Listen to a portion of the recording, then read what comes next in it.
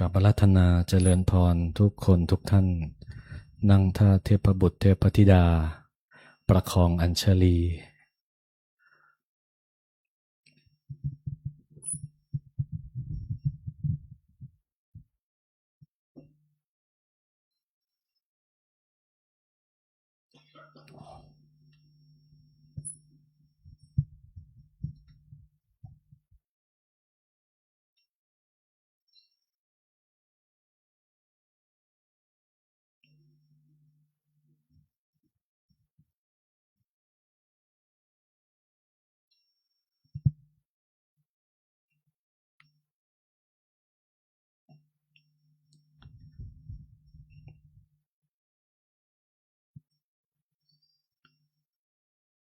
กราบพระรัตนตรัย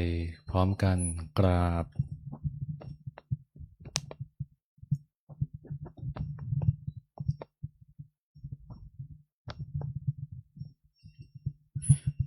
เปิดหนังสือไหว้พระสวดมนต์ไปที่หน้าที่10ทำวัดเย็นขอโอกาสพระเถรานุเถระเป็นผู้นำทำวัดเย็นณโอกาสนี้โยโสภะคะวะอะระหังสัมมาสัมพุทโธสวากขาโตเยนะภะคะวะตาธัมโมสุปฏิปันโนยัสสะภะคะวะโตสาวกสังโฆธัมมยังภะคะวันตังสะธัมมังสะสังฆังอิเมหิสกาเรหิยะถาวะหังอาโรปิเตหิอภิปูชยามะสาธุโนปันเตภคะวาสุจิระปารินิพุตโตปิปัจฉิมาชนะตายนุกรรมปะมานะสาอิเมสกาเรทุกขตาปันนากาพระภูเตปฏิคันหาตุอัมหากังทีฆารตังหิตายะสุขายะอะระหังสัมมาสัมพุทโธภะคะวาพุทธังภะคะวันตังอภิวาเทมิสวากขาโตภะคะวะตาธัมโม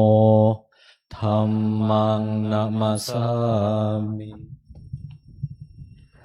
สุปฏิปันโนภะคะวะโตสาวกสังโฆสังฆังนะมามิ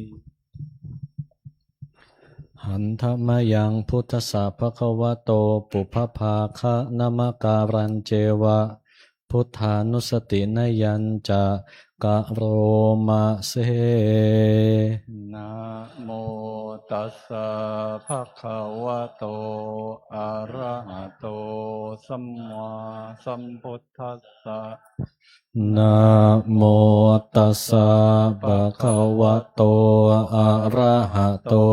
สัมมาสัมพุทธัสสะนะโมตัสสะภะคะวะโตอะระหะโตสัมมาสัมพุทธัสสะตังโขปันนะภะคะวันตังเอวังกัลลยาโนกิตติสัทโธอภุคโตอิติปิโสภะคะวะอะระหังสัมมาสัมพุทโธวิชัยจารณะสัมปันโนสุขโตโลกวิทูอนุตตโร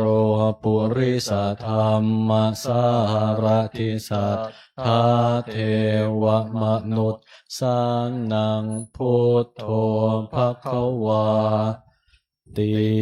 หันธมยังพุทธาภิกขิติงกะโรมะเสพุทธวารหันต วรตาทิคุณาภิยุโตสุทธาพิยานกรุณาหิสมาคตโตโพเทสิโยสุชนะตังกามลังวาสุโรวันธามหังตมรนังศิราสาชิเนนทังพุทโธโยสัพพปานินังสารนังเขมะมุตตมังปัฏฐมายนุสติฐานังวันธามิตังสิเรนะหังพุทธาสาหัสสมิทาโสวะพุทโธเมสามิกิสโรพุทโธทุกขัสสะคายตาจะวิทาตาจะหิตสสเมพุทธาสาหังนิยาเทมิสารีรันชีวิตันจิทังวันทันโตหังจาริสามิพุทธาเสวสุโพธิตังนัตถิเมสารนังอัญญังพุทโธเมสารนังวรังเอเต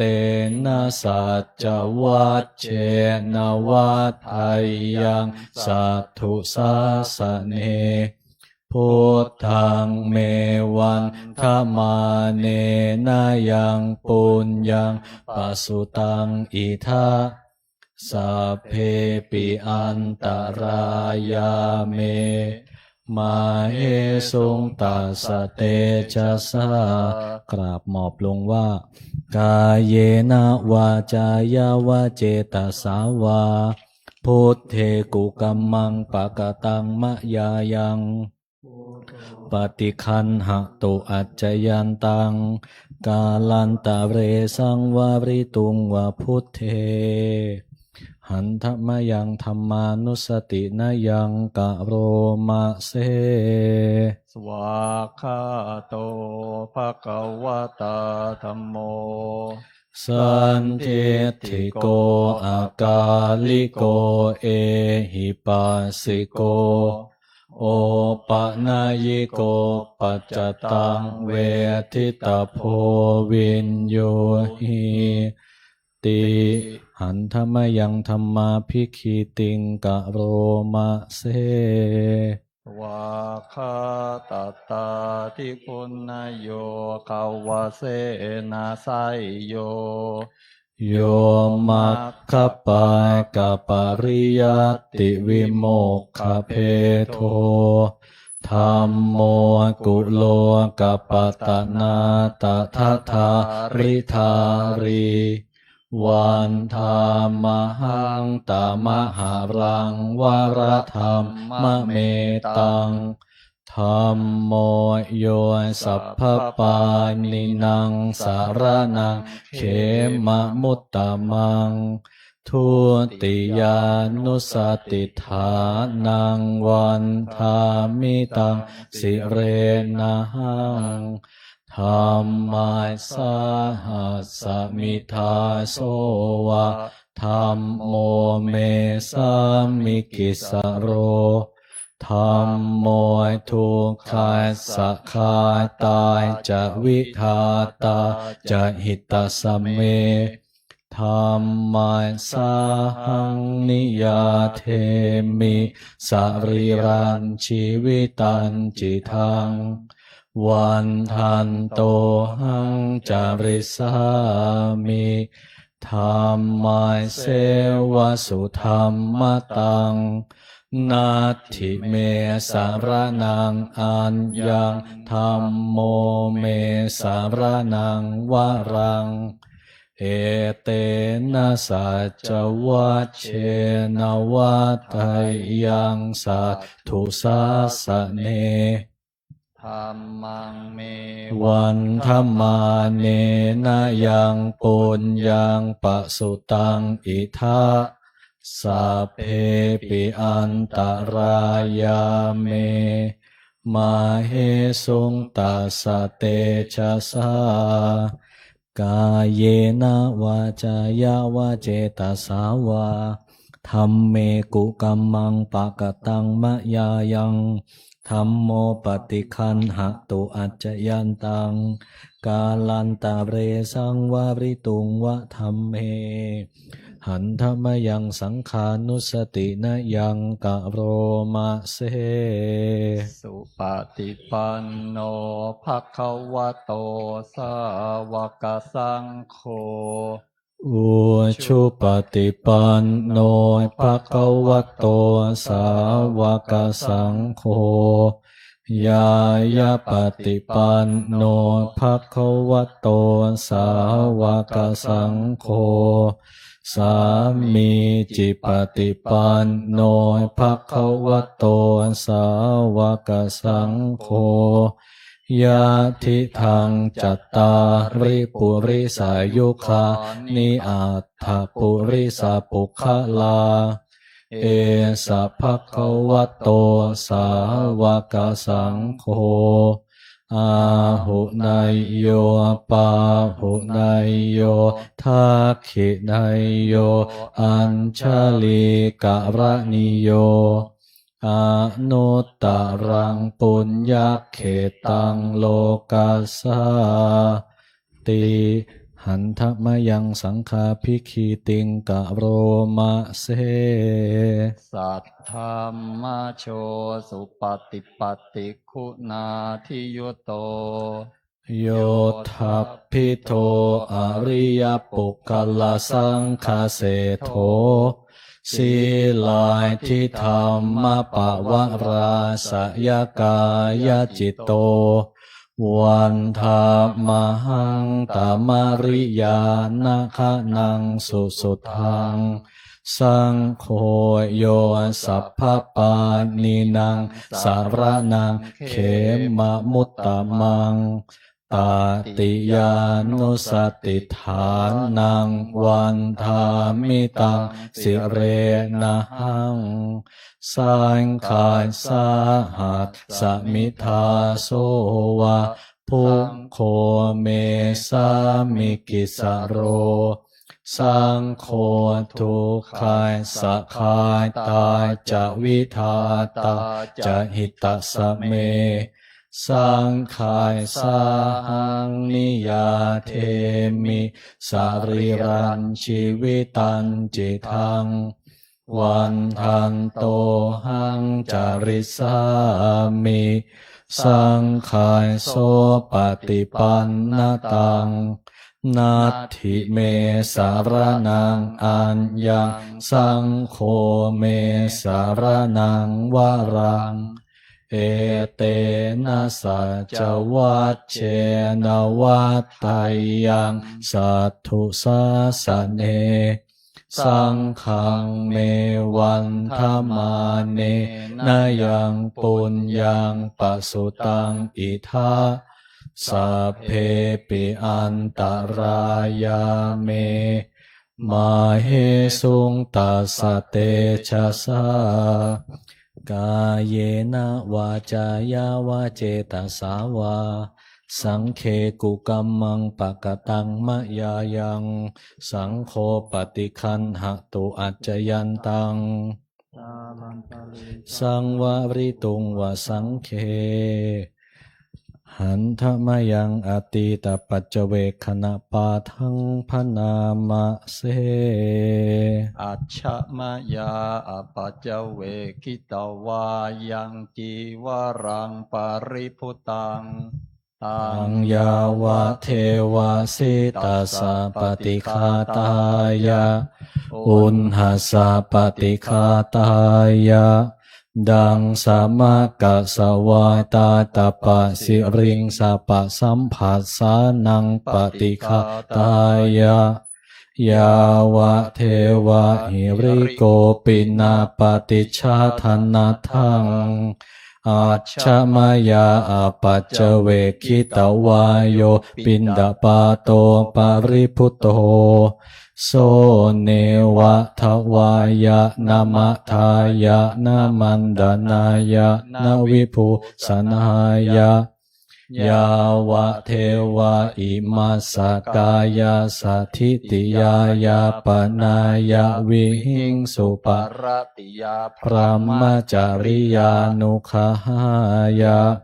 อิติปุรานันจะเวทนังปฏิหังคามินาวันจะเวทนัง นะอุป ปาเทสามิยาตราจะเมภวิสติอนวัชตายจะพาสุวิหารโรจติอาชมายาอปัจเจเวคิตวายังเสนาสนังปาริปุตตังตังยาวะเทวะสิตาสะปฏิคาตายะอุณหัสสะปฏิคาตายะดังสมักกะสวายตายตปะสิริงสปะสัมภาสานัง ปฏิคาตายะ ยาวะเทวะอุตุปาริสยวิโนทนังปฏิสัลลานารามัทังอาชมายาอปัจเจเวคิตวายโยคิลายนาปัจจยะเพสัชชะปาริคาโรปาริพุตโตโสยาวะเทวะอุปันนานังไวยาภายทิกานัง เวทนานัง ปฏิคาตายะอัพพยาปัจจาปรมตายาติหันธมยังอุทิสนาทิฏฐานะคาถาโยพนามะเส อิมินาปุญญกรรมเมนะอุปัชฌายาคุณตารา อาจาริโย ปกาลา จะมาตาปิตาจยาตกาสุริโยจันทิมาราชาคุณวันตานาราปิจาพระมามาราจะอินทาจะโลกปาลาจะเทวตายะโมมิตามนุสาจะมัชฌตาเวริกาปิจาสัพเพสัตตาสุขีโหนตุปุญญานิปกตานิเมสุ ขังจติวิทันเทนตุ ขิปังปาเปทะโวมะตังอิมินาปุญญกรรมเมนะอิมินาอุทิเสนาจะ ขิปาหังสุลเพเจวตันหุปาทานาเชทนังเยสันตาเนหินาธรรมายาวานิปานาโตมะมังนาสันตุ สัพพทาเยวะยัตถาชาโตภเวภเว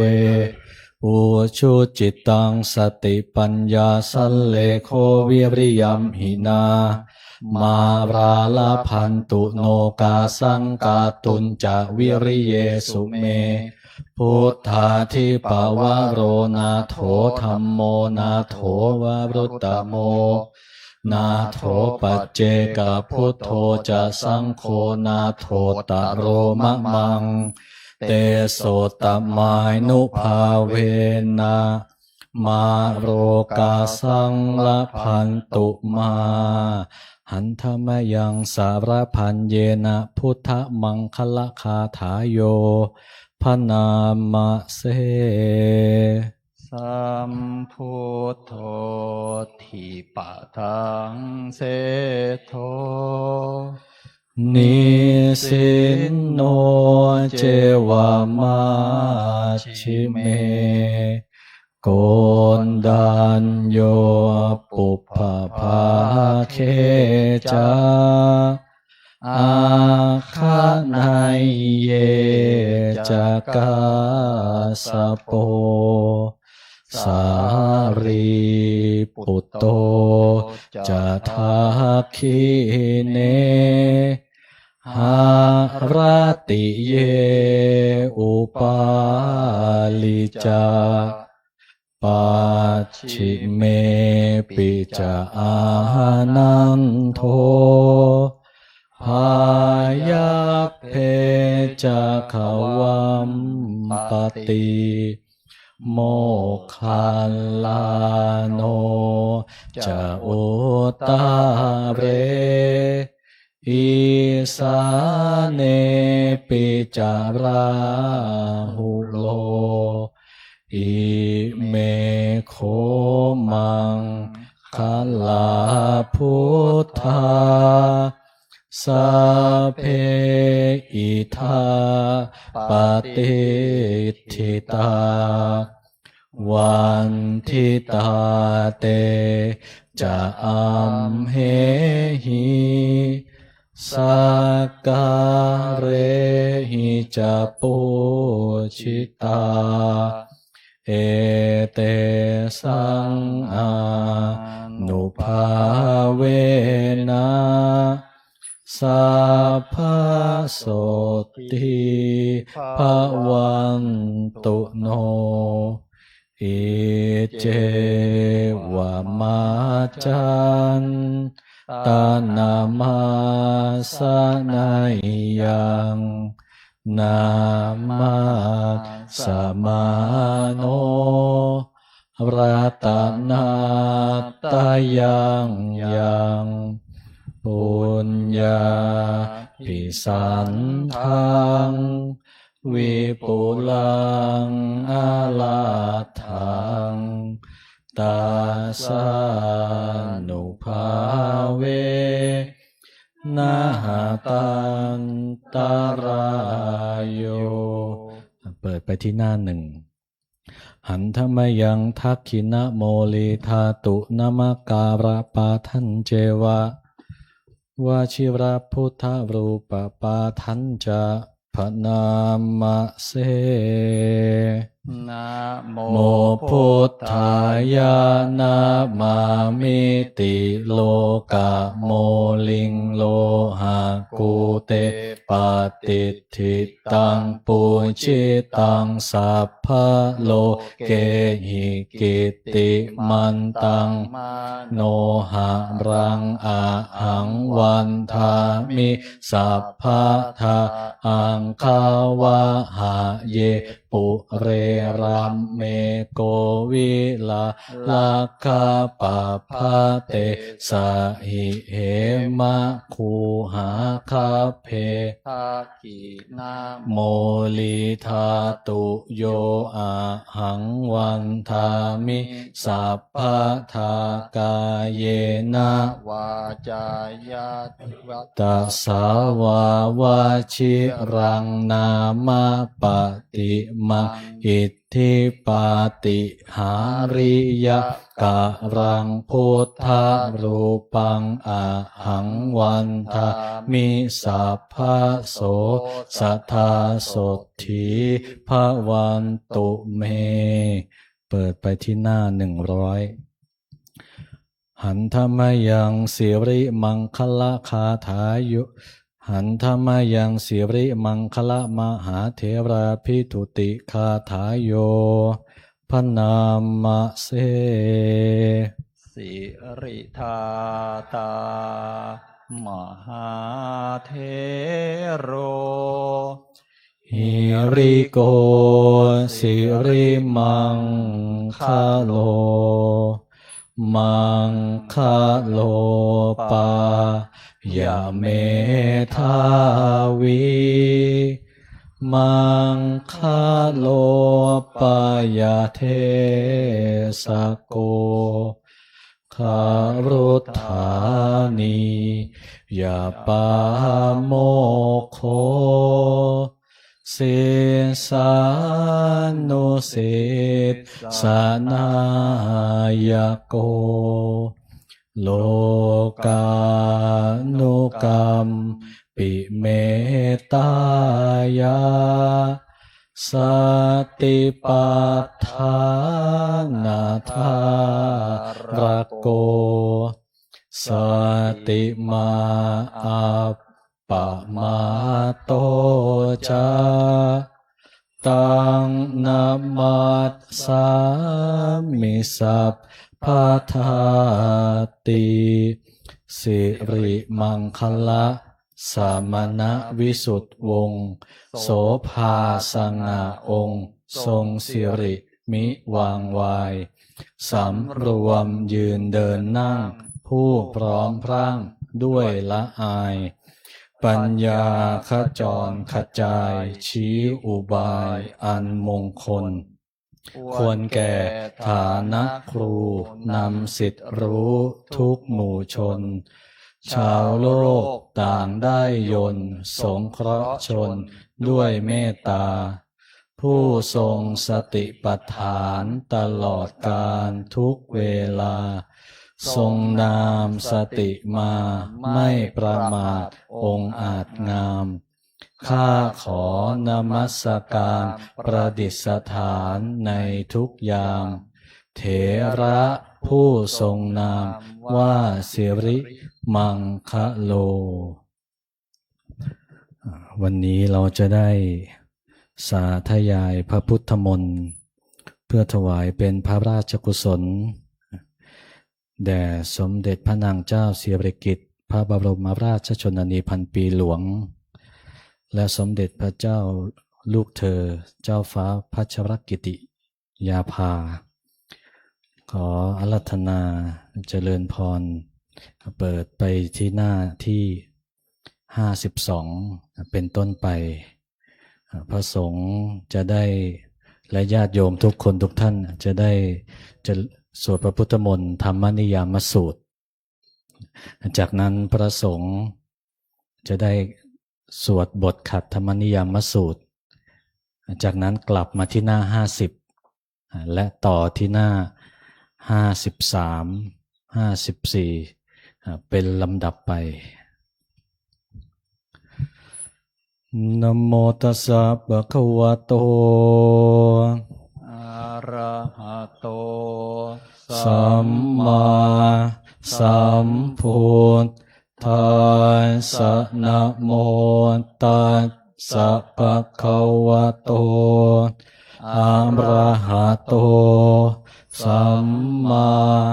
สัมพุทธัสสะนะโม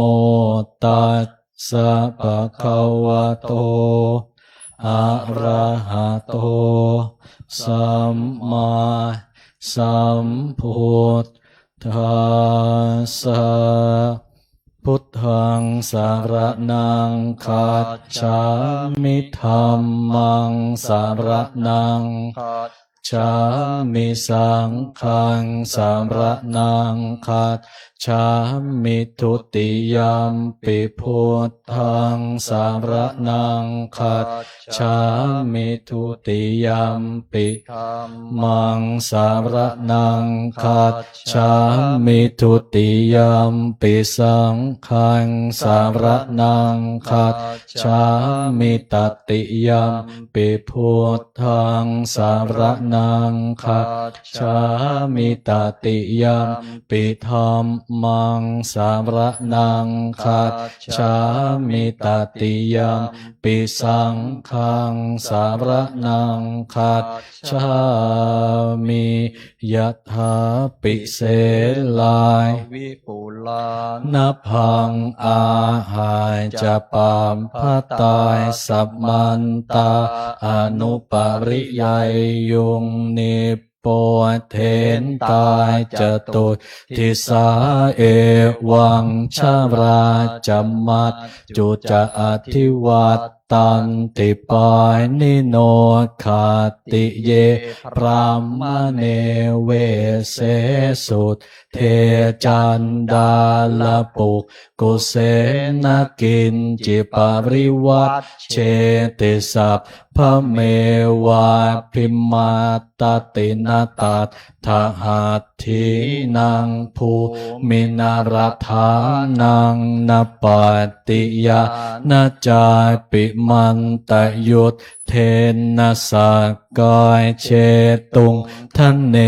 นวายตัสมาหิปันดิโตโปโสสัมปัสสังอาธรรมัต ตโน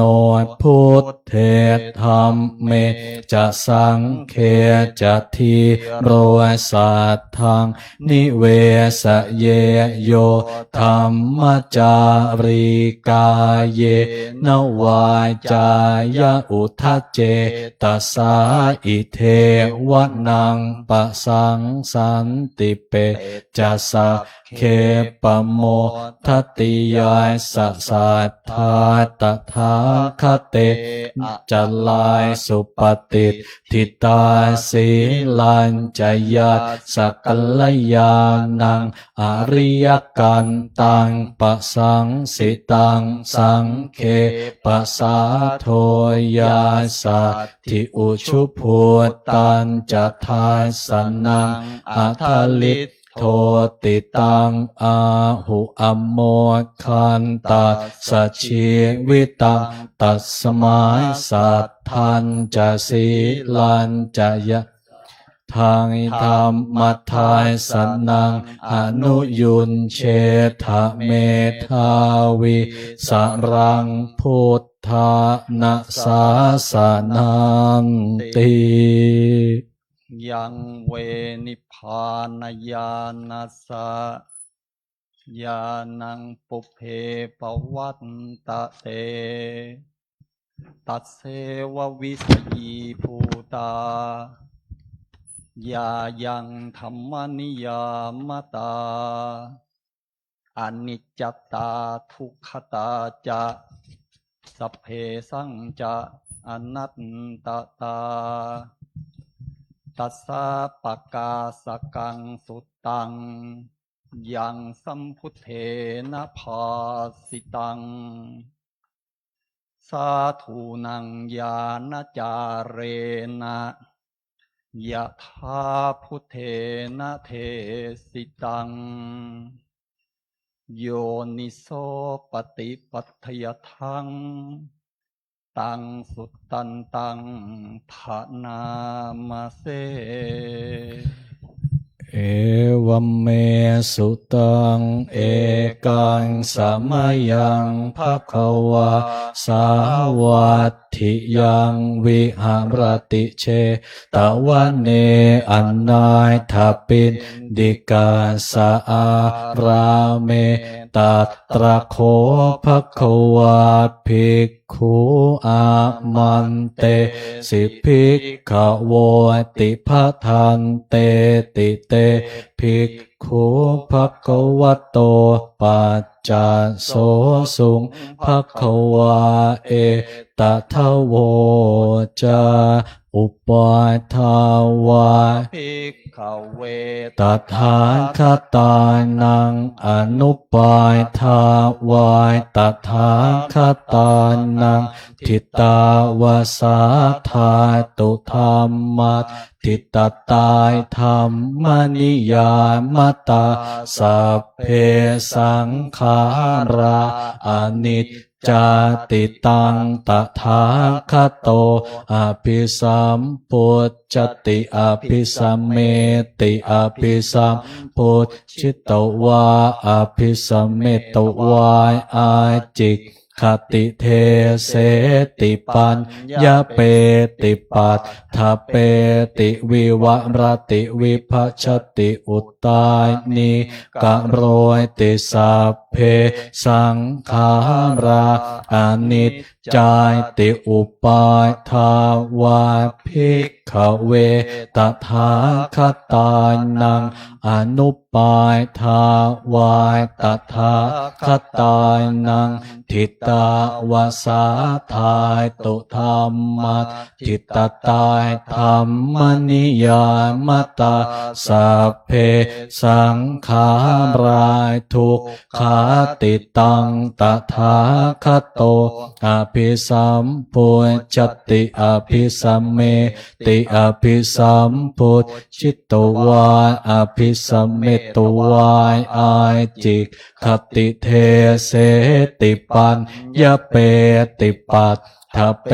ติวิวัรติวิภัชชติอุตตายนิกะโรยติสัพเพสังขารายทุกขาติอุปาทาวาภิกขเวตถาคตายนังอนุปาทาวาตถาคตานังทิตาวาสาทายตุธรรมัตทิตตตายธรรมนิยายมัตตาสัพเพธรรมาอนัตตาติตังตถาคโตอภิสัมพุจติอภิสัมเมติอภิสัมพุชิตตวาอภิสัมเมตวายอายจิกขติเทเสติปัญญาเปติปัตทเปติวิวรติวิภัชชติอุตตายนิกะโรยติสัพเพธรรมาอนัตตาติอิธัมมโว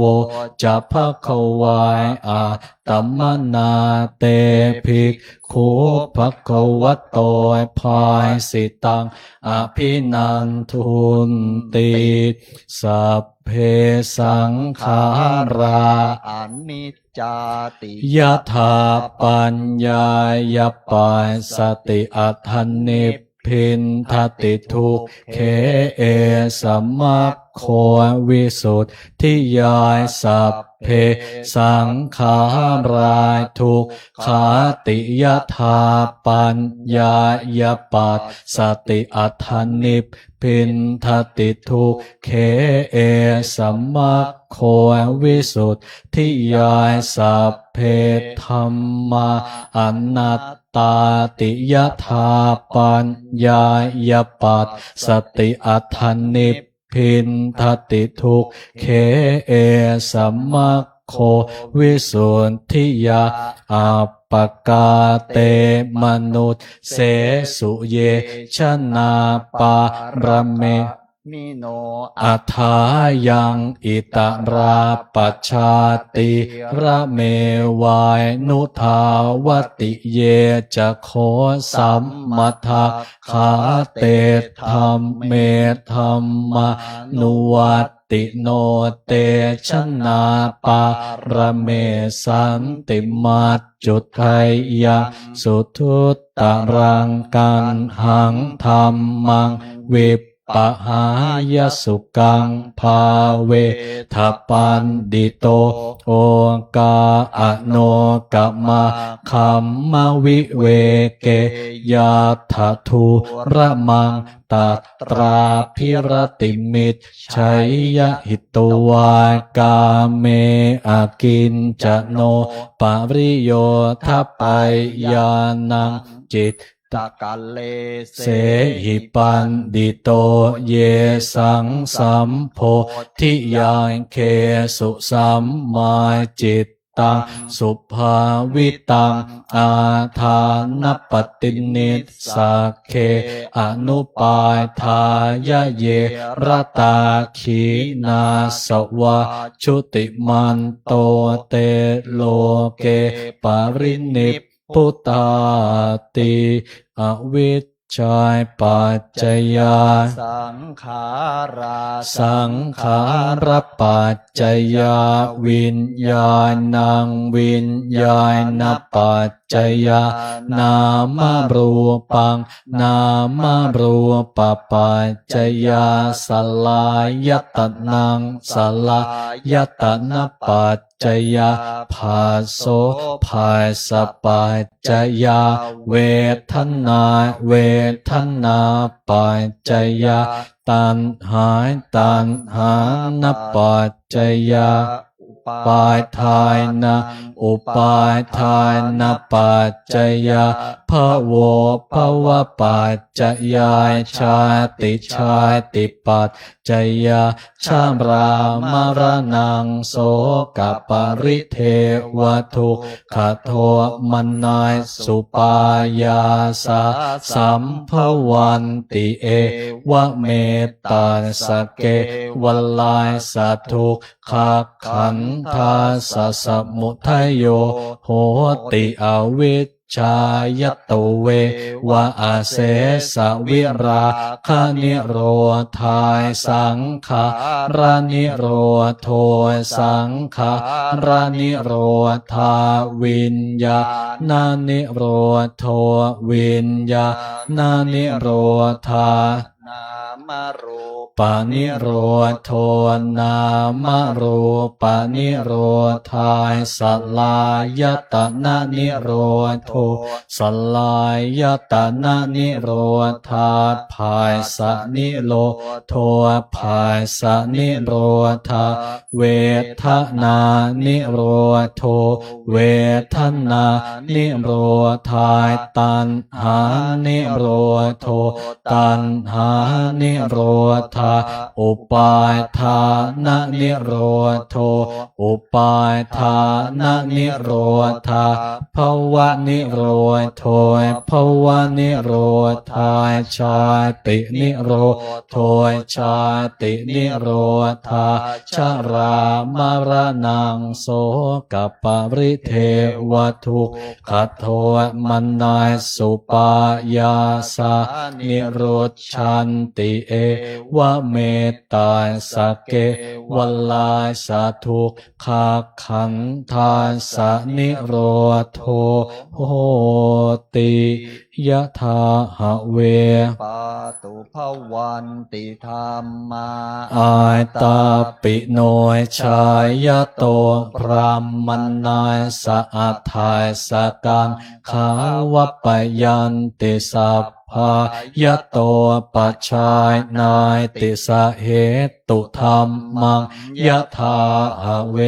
ปายตุภวันติธรรมาอาตาปิโนชายโตพรามนายสะอัฏฐายสกังขาวปยันติสัพพายโตขยังปัจจญานังอเวทิยถาอเวปายตุภวันติธรรมายอายตาปิโนยะโต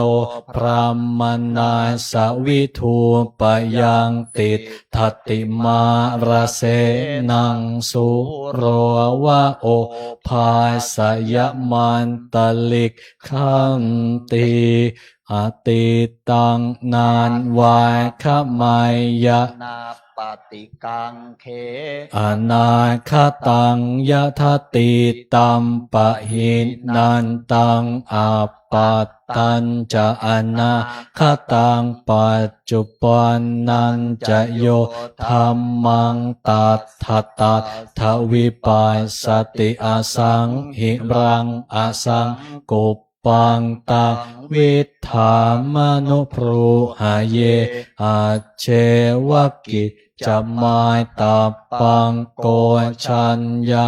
มรณังสุเวนะหิโนสังคารันเตนะมหาเสเนนะมัจจุนาเอวังวิหาริมายตาปิงอโห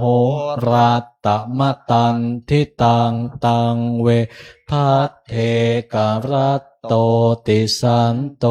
อาจิกขเตมุนีติกุศลายธรรมายอกุศลธรรมายอภยากตายธรรมายสุขายเวทนายสัมปยุตตายธรรมายทุกขายเวทนายสัมปยุตตายธรรมะอทุกขมสุขายเวทนายสัมปยุตตายธรรมะวิปากายธรรมะวิปากธรรมะธรรมะเนววิปากนวิปากธรรมะธรรมายอุปาทินนุปาทานิยาธรรมะอนุปาทินนุปาทานิยาธรรมะอนุปาทินนายนุปาทายนิยาธรรมะสังกิเลสทาสังกิเลสิกาธรรมะอสังกิเลสทาสังกิเลสิกาธรรม อสังกิลิทาสังกิเลสิกาธรรมายสวิตากสวิจาราธรรมาวิตากวิจารมัตตาธรรมาอวิตากวิจาราธรรมาปิติสหคตาธรรมาสุขสหคตาธรรมาอุเปกขาสหคตาธรรมาปินาปหาตาภายธรรมายภายวานายปหาตาภายธรรมเนวัฏายสเนนานาภาวานายปหาตาภายธรรมายทายสเนนาปหาตาภะเหตุกายธรรมายภาวานายปหาตัพพะเหตุกายธรรมายเนวัฏายสเนนันภาวานายปหาตัพพะเหตุกายธรรมอาจยคามิโนธรรมะอัปปจยคามิโนธรรมะเน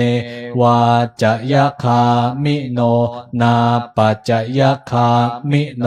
ธรรมะเสขา ธรรมะอาเสขาธรรมะเนวเส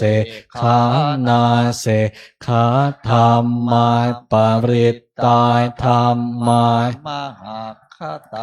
ธรรมายอัปปมานาธรรมะปริตตารัมมนายธรรมะมหาคตารัมมนายธรรมะอัปปมานารัมมนายธรรมะหินาธรรมายมัชชิมายธรรมะปณิตายธรรมะมัตตนิยตาธรรมาสัมมัตตนิยตาธรรมะอนิยตาธรรมะมัคคารัมมนาธรรมะมัคคเหตุกายธรรมะมัคคายทิปติโนธรรมะอุปันนายธรรมะอนุปันนายธรรมายอุปาทิโนธรรมายอติตารัมมนาคตาธรรมายปัจจุปันนาธรรมะอนาตารัมมนาธรรมะอนาคตารัมมนาธรรมะปัจจุปันนารัมมนาธรรมะอาชัตตาธรรมายพหิทายธรรมะอาชัตตพหิทายธรรมะอาชัตตารัมมนาธรรมะพหิทามรัมมนาธรรมะอาชัตตพหิทามรัมมนาธรรมะสันนิทายสนะสัพปฏิคายธรรมะอนิทายสนะสัพปฏิคายธรรมะอนิทัสสนะปฏิคายธรรมะเหตุปัจจโยอารัมมณปัจจโยอธิปติปัจจโยอนันตรปัจจโยสัมมนันตรปัจจโยสหชาตปัจจโยอัญญมัญญปัจจโยเนสยปัจจโยอุปเนสยปัจจโยปุเรชายตปัจจโยปัจฉาชายตปัจจโยอาเสวนปัจจโยกัมมปัจจโยวิปากปัจจโยอาหารปัจจโยอินทรียปัจจโยชานปัจจโยมัคคปัจจโยสัมปยุตตปัจจโยวิปยุตตปัจจโยอัตถิปัจจโยนัตถิปัจจโยวิกตปัจจโยอวิกตปัจ จโยอัตถาสิเมอากาสิเมยาติมิตาสขาจะเมเปตายนางทักขินางทัจจาปุเพกตมโนสารังนาหิรุณนางวาโสโกวายาวันยาปริเทวนานาตังเปตานมัตถายะเอวังติทันติยาตโยอายัญจะโคทักขินาทินนายสังคัมหิสุปฏิทิตาทิคามรัตตังหิตายาสัทธานโสอุปกัปปติโสยาติธรรมโมนิทายสิโตเปตายนาปูชายจักตาอุลาราพลันจะภิกขุนัมมโนปทินนางตุมเหหิปุญญังปสุตังอนาปกันติภวตุสัพพระมังคลังราคันตุสัพพเทวตาสัมปพุทธายนุภาเวนะสัทธาโสทิภวันตุเตภวตุสัพพมังคลังราคันตุสัพพเทวตาสัพพธรรมานุภาเวนะสัทธาโสทิภวันตุเตภวตุสัพพมังคลังรักขันตุสัพพเทวตาสัพพสังฆานุภาเวนะสัทธาโสทิภวันตุเตต่อไปกราบลาพระรัตนตรัยพร้อมกันหรือว่าเจริญจิตภาวนาครับ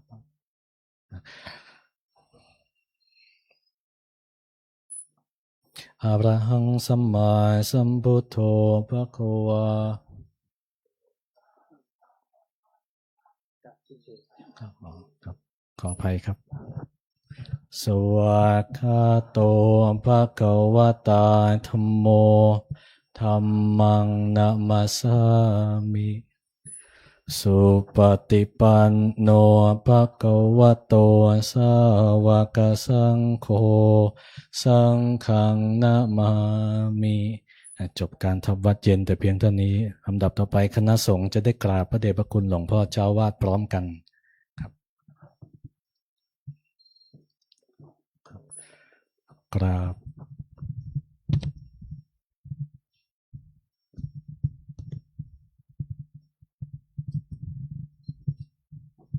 คณะท่านแม่ชีญาติโยมทุกคนทุกท่านกราบพระเดชพระคุณหลวงพ่อเจ้าวาดพร้อมกัน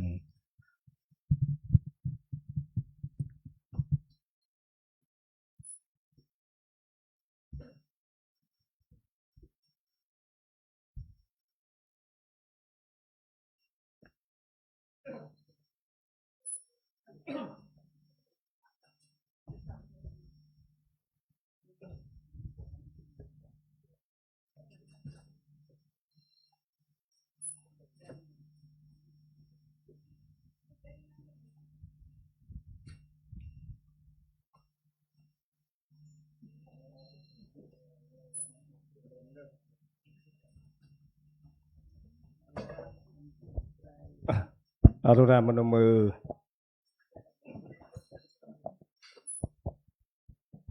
พร้อมแล้วกราบ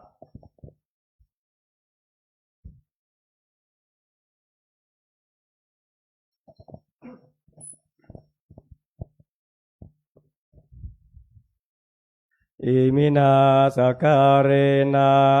ทางพุทธังอภิปูชยามะอิมินาสการเรนะทางธรรมังอภิปูชยามะอิมินาสการเรนะทางสังฆังอภิปูชยามะอะระหังสัมมาสัมพุทโธภะคะวาโอ พุทธังภคะวันตังอภิวาเทมิสวากขาโตภะคะวะตาธัมโมธัมมังนัมสสามิสุปฏิปันโนภะคะวะโตอะวะกะสังโฆสังฆังนามามิมายังพันเตติสารเนนะสหะอัฏฐาศีลานิยาจามะทุติยัมปิมายังพันเตติสารเนนะสหะอัฏฐาศีลานิยาจามะตาติยัมปิมายังพันเตติสารเนนะสหะอัฏฐาศีลานิยาจามะนะโมตัสสะภะคะวะโตอะระหะโตสัมมาสัมพุทธัสสะนะโมตัสสะภะคะวะโตอะระหะโตสัมมาสัมพุทธัสสะนะโมตัสสะภะคะวะโตอะระหะโตสัมมาสัมพุทธัสสะนะโมตัสสะภะคะวะโตอะระหะโตสัมมาสัมพุทธัสสะนะโมตัสสะภะคะวะโตอะระหะโตสัมมาสัมพุทธัสสะนะโมตัสสะภะคะวะโตอะระหะโตสัมมาสัมพุทธัสสะพุทธังสรณังคัจฉามิพุทธังสรณังคัจฉามิธัมมังสรณังคัจฉามิธัมมังสรณังคัจฉามิสังฆังสรณังคัจฉามิสังฆังสรณังคัจฉามิตุติยัมปิพุทธังสรณังคัจฉามิทุติยัมปิพุทธังสรณังคัจฉามิตุติยัมปิธัมมังสรณังคัจฉามิทุติยัมปิธัมมังสรณังคัจฉามิตุติยัมปิสังฆังสรณังคัจฉามิทุติยัมปิสังฆังสรณังคัจฉามิตติยัมปิพุทธังสรณังคัจฉามิตติยัมปิพุทธังสรณังคัจฉามิตติยัมปิธัมมังสรณังคัจฉามิต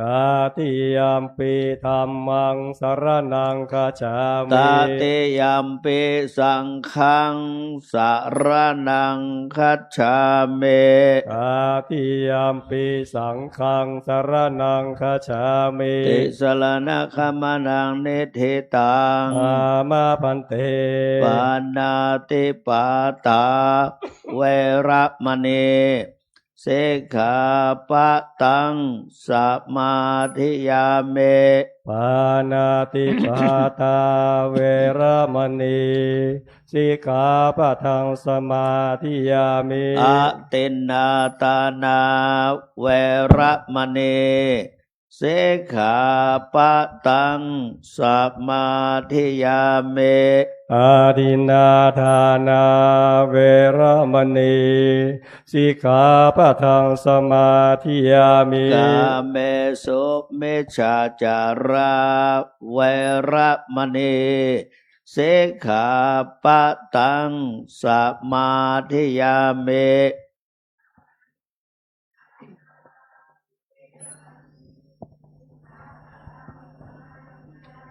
อภรมจริยา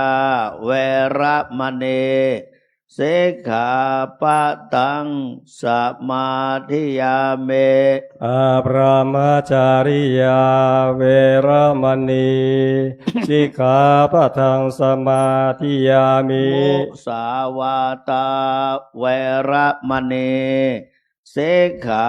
ปะตังสมาธิยาเม มุสาวาทาเวรมณีสิกขาปะทังสมาธิยามิ โสราเมรยามาชาปามาตาฐานะเวระมณีเสขาปะตังสมาธิยาเม สุราเมรยะมัชฌะปมาทฐานาเวระมณีสิกขาปะทังสมาธิยามิ วิกาลโภชนาเวระมณีเสขาปะตังสมาธิยาเม วิกาลโภชนาเวระมณีสิกขาปะทังสมาธิยามิ นาจะคิตาวาทิตาวิสุกะทัสนา มาลาคันทะเวเลปนะทาลนะมันดานะวิภูสันธานะเวระมณีเสขาปะตังสมาธิยาเม นัจจาคีตาวาทิตาวิสุขทัสสนะมาลาคันทะวิเลปนะอารานะมันดานะวิภูสนาฐานาเวระมณีสิกขาปะทังสมาธิยามิ อุจจาสยนามหาสยนาเวระมณีเสขาปะตังสมาธิยาเม อุจจาสยนะมหาสยนาเวระมณีสิกขาปะทังสมาธิยามิ อิมาเนอัฏฐสิกขาปะทานเนสมาธิยาเม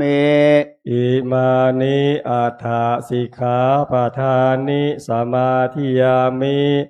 อิมานิอัฏฐสิกขาปะทานิสมาธิยามิอิมานิอัฏฐสิกขาปะทานิสมาธิยามิ อิมาเนอัฏฐสิกขาอิตาอิมานิปัญจสิกขาปะทานิวาอัฏฐสิกขาปะทานิวาเสเลนะสุขติงยันติ สาธุ เสเลนะโภคะสัมปทา สาธุ เสเลนะนิพุติงยันติ สาธุ ตัสมาสีลังวิโสทะเย อามะพันเตกราบ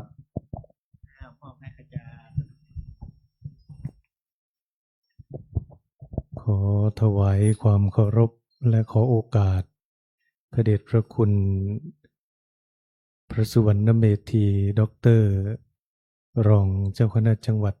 เชียงใหม่เจ้าอาวาสวัดพระธาตุศรีจอมทองวรวิหารขอโอกาสเพื่อนสหธรรมิกทุกๆรูปสวัสดีน้องสามเณรเจริญพรแม่ชีอุบาสก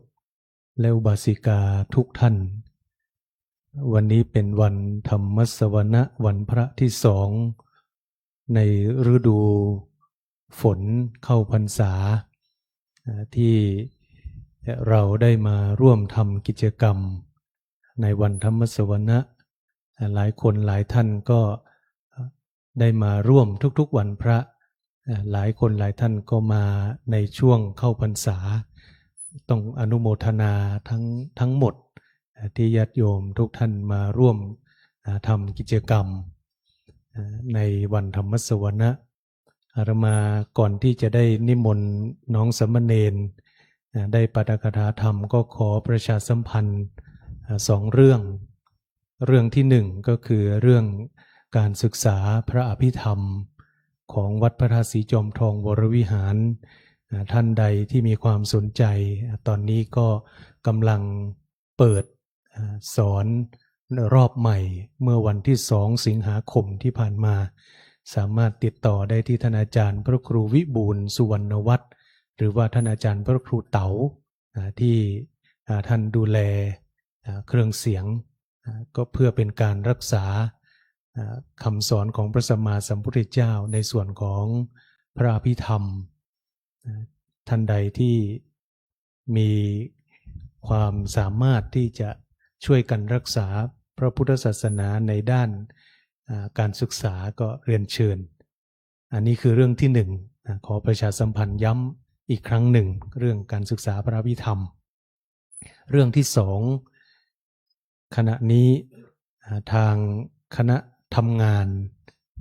หนังสือปฏิปทาพระเดชพระคุณหลวงปู่ได้พยายามที่จะรวบรวมข้อมูลได้เดินทางไปสัมภาษณ์ครูบาอาจารย์พระเถรานุเถระทั้งในประเทศและก็ต่างประเทศก็ใช้วิธีการสัมภาษณ์ผ่านวิดีโอคอลได้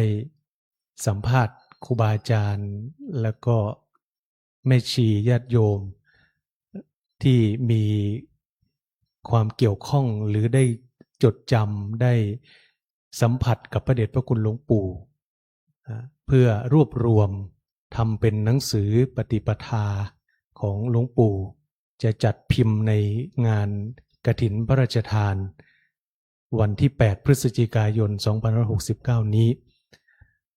จึงขอถือโอกาสนี้ได้ประชาสัมพันธ์ให้กับพระภิกษุสามเณรแม่ชีอุบาสกและอุบาสิกาท่านใดที่มีความทรงจำอันงดงามเกี่ยวกับพระเดชพระคุณหลวงปู่เป็นความประทับใจที่ถ้าเรารู้คนเดียวเราจากโลกนี้ไปก็ไม่มีใครรู้กับเราครูบาอาจารย์คือหลวงปู่ที่เรารู้จักถ้าเราไม่ส่งต่อการที่เรารู้จักครูบาอาจารย์ให้ลูกหลานสืบต่อไปข้างหน้าก็จะไม่มีใครรู้จักหลวงปู่จะรู้เพียงแค่หลวงปู่ทองคือใครเกิดที่ไหนเป็นอดีตเจ้าอาวาสวัดพระธาตุก็อาจจะรู้เพียงเท่านี้แต่ไม่รู้ว่าท่านทำยังไงท่านเป็นยังไงอุปนิสัยใจคอท่านเป็นยังไงบางทีเราไม่รู้วันนี้อาตมาก็ไปวัดสันไสมูลไปสัมภาษณ์ท่านอาจารย์พระครูพิพัฒน์ศิลสังวรท่านเป็นอดีตสามเณรสังวรอยู่อุปถากหลวงปู่เมื่อปี 2523 ท่านเป็นสามเณรอุปถากหลวงปู่อยู่กุฏิเดียวกับหลวงปู่เลยที่วัดเมืองมางอยู่กับหลวงปู่2 ปีท่านก็เล่าให้ฟังเล่าเรื่องราวต่างๆที่ท่านอยู่ได้ท่านได้สัมผัสมากับหลวงปู่ท่านก็ได้เล่าแล้วก็ได้สัมภาษณ์ท่านแม่ชีได้สัมภาษณ์ท่านอาจารย์พระมหาวันลบอาตมาก็ไม่รู้จักเพิ่งได้ยินชื่อเมื่อเช้านี่แหละโยมอยู่กับหลวงปู่ที่เมืองมางเป็น10 กว่าปีนะ10 กว่าปีหลวงปู่ก็จำได้ท่านไปอยู่กรุงเทพหลวงปู่ไปกรุงเทพบางทีเจอกันไม่ได้เจอกันนานเป็น10 ปีหลวงปู่เรียกท่านมาหามานี่ท่านก็บอกโอ้หลวงปู่ยังจำได้ท่านก็มาปฏิบัติทวนญาณที่นี่บ่อยครั้งอาตมาก็ไม่เคยเจอนะแต่ว่าได้ข้อมูลจากทางวัดรำเปิงท่านบอกให้ก็เลยท่านแม่ชีก็เลยติดต่อได้สัมภาษณ์ท่านก็เล่าเรื่องราวที่มาที่ไปหลายสิ่งหลายอย่างให้ฟังเมื่อวันก่อนก็ไปสัมภาษณ์ท่านเจ้าคุณอาจารย์พระภาวนาธรรมาภิรัตน์ท่านอาจารย์พระครูประหลัดนพพันธ์หลายรูปแต่ว่าเวลาจำกัดเพราะว่าแต่ละรูปท่านมีงานก็ต้องยังไม่จบก็ต้องไปอีกไปจนกว่าจะได้ข้อมูลครบถ้วนกระบวนความหลายสิ่งหลายอย่างก็อาตมาก็เพิ่งเคยได้ยินแม้ว่าเคยทำอะไรทั้งหมดทั้งมวลแต่บางอย่างเราก็เพิ่งได้ยินวันนี้เพิ่งได้รู้เมื่อวานเพราะว่าบางอย่างเราไม่ได้รู้ทั้งหมดอาตมาก็มาทีหลังญาติโยมเป็นหลาย10 ปีแล้วอาตมามาสตาร์ทปี48อาตมานึกว่ารู้อย่างนี้มาเกิดตั้งนานแล้วนะโยมรู้อย่างนี้คงไม่เกิดช้านะคงจะเกิดตั้งนานแล้วแต่ว่านั่นแหละโยมก็มาทันเอาช่วงท่าน82ขึ้นมาแล้วหลวงปู่82แต่ก่อนหน้านั้นเราไม่รู้หลายคนก็ชอบคิดว่าครูบาอาจารย์ท่านอาจจะเป็นอย่างไรบางทีเราไม่รู้เนาะญาติโยมไม่ได้อยู่ใกล้ไม่รู้แต่อาตมาว่าปฏิปทาหนังสือเล่มนี้จะบอกเล่าเบื้องหน้าเบื้องหลังของหลวงปู่ให้ สาธุชนให้คนทั่วไปได้รับรู้ว่าหลวงปู่เป็นอย่างไรเบื้องหน้าเบื้องหลังเป็นอย่างไรอุปนิสัยใจคอเป็นอย่างไรเรื่องราวที่เกี่ยวกับ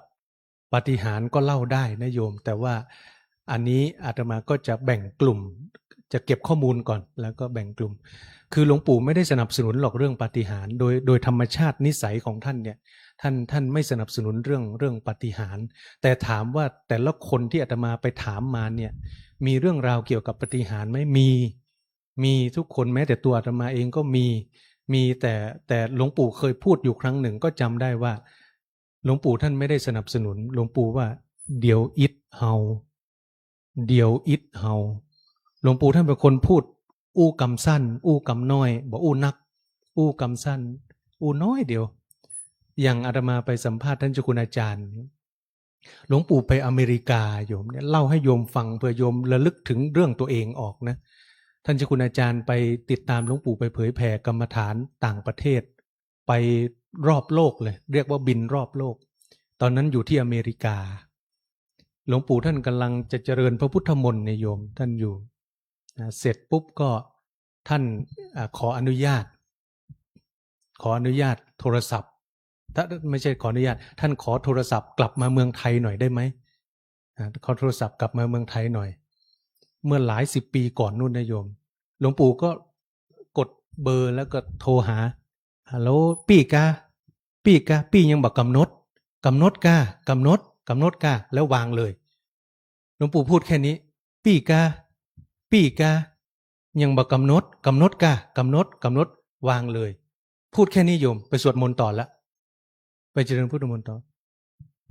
โยมรู้ไหมว่าหลวงปู่โทรหาใครโทรหาแม่สมศรีวังทองคำซึ่งอยู่เมืองไทยวันนั้นแม่สมศรีตุกอกตุกใจให้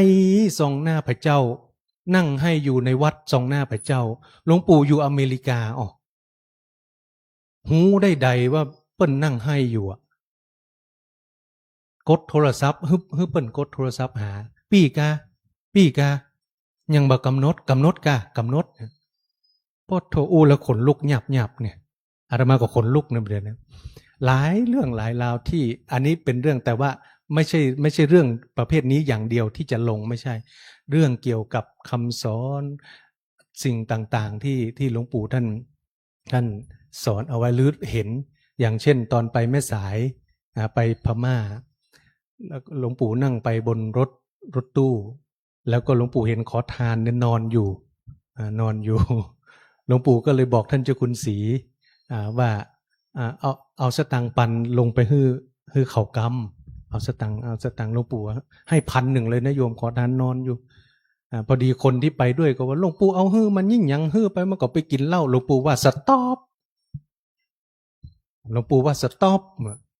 อู้กำเดียวนะสต็อปหยุดแต่หลวงปู่ไม่ได้อู้หยุดนะหลวงปู่ว่าสต็อปเนี่ยฮื้อท่านเจ้าคุณลงเอาสตังค์ไปฮื้อเอาไปเปิ้นจะได้ก็สูดแท้แต่เปิ้นแต่ใจเปิ้นนี่เปิ้นฮื้อเนาะใจเปิ้นหันไปตุกยากนั่นบ่ได้ไปไหนตาลมดไปไหนตาลเสี่ยงอาจารย์นพพันธ์ว่าสมัยก่อนเป็นพระอุปถากเปิ้นจะใส่ในย่ามหลวงปู่นี่เปิ้นจะใส่ปัจจัยไว้3 ปันเมื่อก่อนสมัยก่อนโยมสตังค์3 ปันหลวงปู่ออกวัดแต่ละวันเปิ้นจะใส่3 ปันหลวงปู่ตาลเสี่ยงมดปิกมานี่มันตึงบ่เหลือสักบัตรนะตาลมดใส่ตึงตาลมดไปมีบัเหลือเลยบัเหลืออาจารย์นุพันธ์เพิ่นก็เล่าไปหลายสิ่งหลายอย่างแต่อันนี้เป็นอาตมาไม่เล่าเรื่องอะไรมากเดี๋ยวให้โยมไปรออ่านเอานะและโยมก็อย่ารออ่านอย่างเดียวใครมีความทรงจำเกี่ยวกับหลวงปู่อะไรที่ดีงามก็มาวันพรุ่งนี้ถ้าใครไม่สะดวกเขียนก็มาเล่าเราจะมีทีมสัมภาษณ์เราจะขออนุญาตบันทึกเสียงแล้วไปถอดเสียงเอาแต่จริงๆก็อยากให้ทุกคนได้ได้ยินได้ฟังเหมือนกันหมดเพราะว่าได้ยินได้ฟังจากแต่ละคนแล้วมันจะได้อรรถรสมากกว่าตัวหนังสือเนาะแต่ว่าก็เดี๋ยวดูก่อนว่ามันจะสามารถทำแบบสแกนแล้วได้ยินเสียงเอาด้วยได้ไหมเป็นตัวหนังสือด้วยแล้วก็สแกนแล้วได้ยินเสียงด้วยจะได้ เผื่อบางคนที่เขาอยากได้ยินเสียงพวกเราบันทึกไว้ อันนี้ก็เล่าให้โยมฟังว่าคือเรื่องของหลวงปู่เนี่ยถ้าเราไม่เก็บรวบรวมรายละเอียด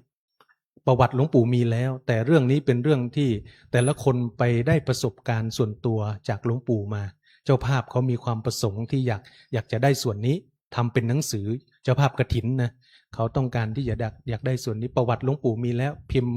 หลายเล่มหลายที่ช่วยกันทำมีเยอะมีหลายเล่มแต่ว่าเรื่องเกล็ดเล็กเกล็ดน้อยอย่างบางคนเนี่ยโยมมาทวนยานเนี่ยมาทวนยานปกติเวลาทวนยานญาติโยมที่ทวนยานต้องรู้หลวงปู่บอกว่าลูกเดิน15 นาทีนั่ง1 ชั่วโมงโยมคนนี้ก็รู้สึกเอ๊ะทวนยานใบยานเนี่ยใบยานเนี่ยบอกว่าเดิน1 ชั่วโมงนั่ง1 ชั่วโมงหลวงปู่ยังคือเดิน15 นาทีแล้วนั่ง1 ชั่วโมงเปิ้นก็บอกเข้าใจเนาะแต่เปิ้นก็ทำนะหลวงปู่บอกแบบนั้นเปิ้นก็เดินจงกรม15 นาทีก่อนจะถึง15 นาทีใจเปิ้นจะขาดใจเปิ้นบอกอุ้ยใจเปิ้นนี่มันบ่ไหวแต้ๆละมันจะตายเอาคือได้เลยมันจะตายเอาคือได้นาฬิกาดังมาพอดีอ่ะ15 นาทีอ่ะนาฬิกาดังมาพอดีเปิ้นว่าอู้ยนาฬิกาช่วยถ้าหลวงปู่บอกว่าคือเดินชั่วโมงเปิ้นก็จะเดินถึงชั่วโมงนั่นแหละแต่ว่าเนี่ยคือสิ่งที่ครูบาอาจารย์เปิ้นหูเปิ้นหันเนาะเปิ้นเป็นแล้วก็โยมเปิ้นเคยเปลี่ยนชื่อหันคนอื่นเปลี่ยนชื่อคนนั้นเป็นชื่อเปิ้นงามคนนี้ชื่องามนะอาตมาก็ชื่อธนวัฒน์ก็งามเหมือนกันนะชื่องามนี่นะโยมเพิ่นเคยเปลี่ยนชื่อเปิ้นก็ไปบอกหลวงปู่ว่าหลวงปู่ช่วยเปลี่ยนชื่อให้เจ้ากรรมเนาะโยมที่จะเปลี่ยนชื่ออย่างฮู้ก็โยมชื่อยอดคนจะเปลี่ยนชื่อในชื่อยอดไปขอหลวงปู่เปลี่ยนชื่อหลวงปู่บอกว่าใดยอดนี่มันก็ที่สุดแล้วเหรอลูกยอดนี่มันก็ที่สุดแล้วเหรอลูกต้องฮอดบ่เดียวบ่เปลี่ยนแล้วอย่าง70 ปลายแล้วนะไม่ยอดนี่นะก็บ่ได้เปลี่ยนสักกรรมเพราะหลวงปู่อู้ปุ๊บก็จบกรรมอู้หลวงปู่ตึกไหนก็ตึกนั้นอันนี้ก็คือเปิ้นเล่า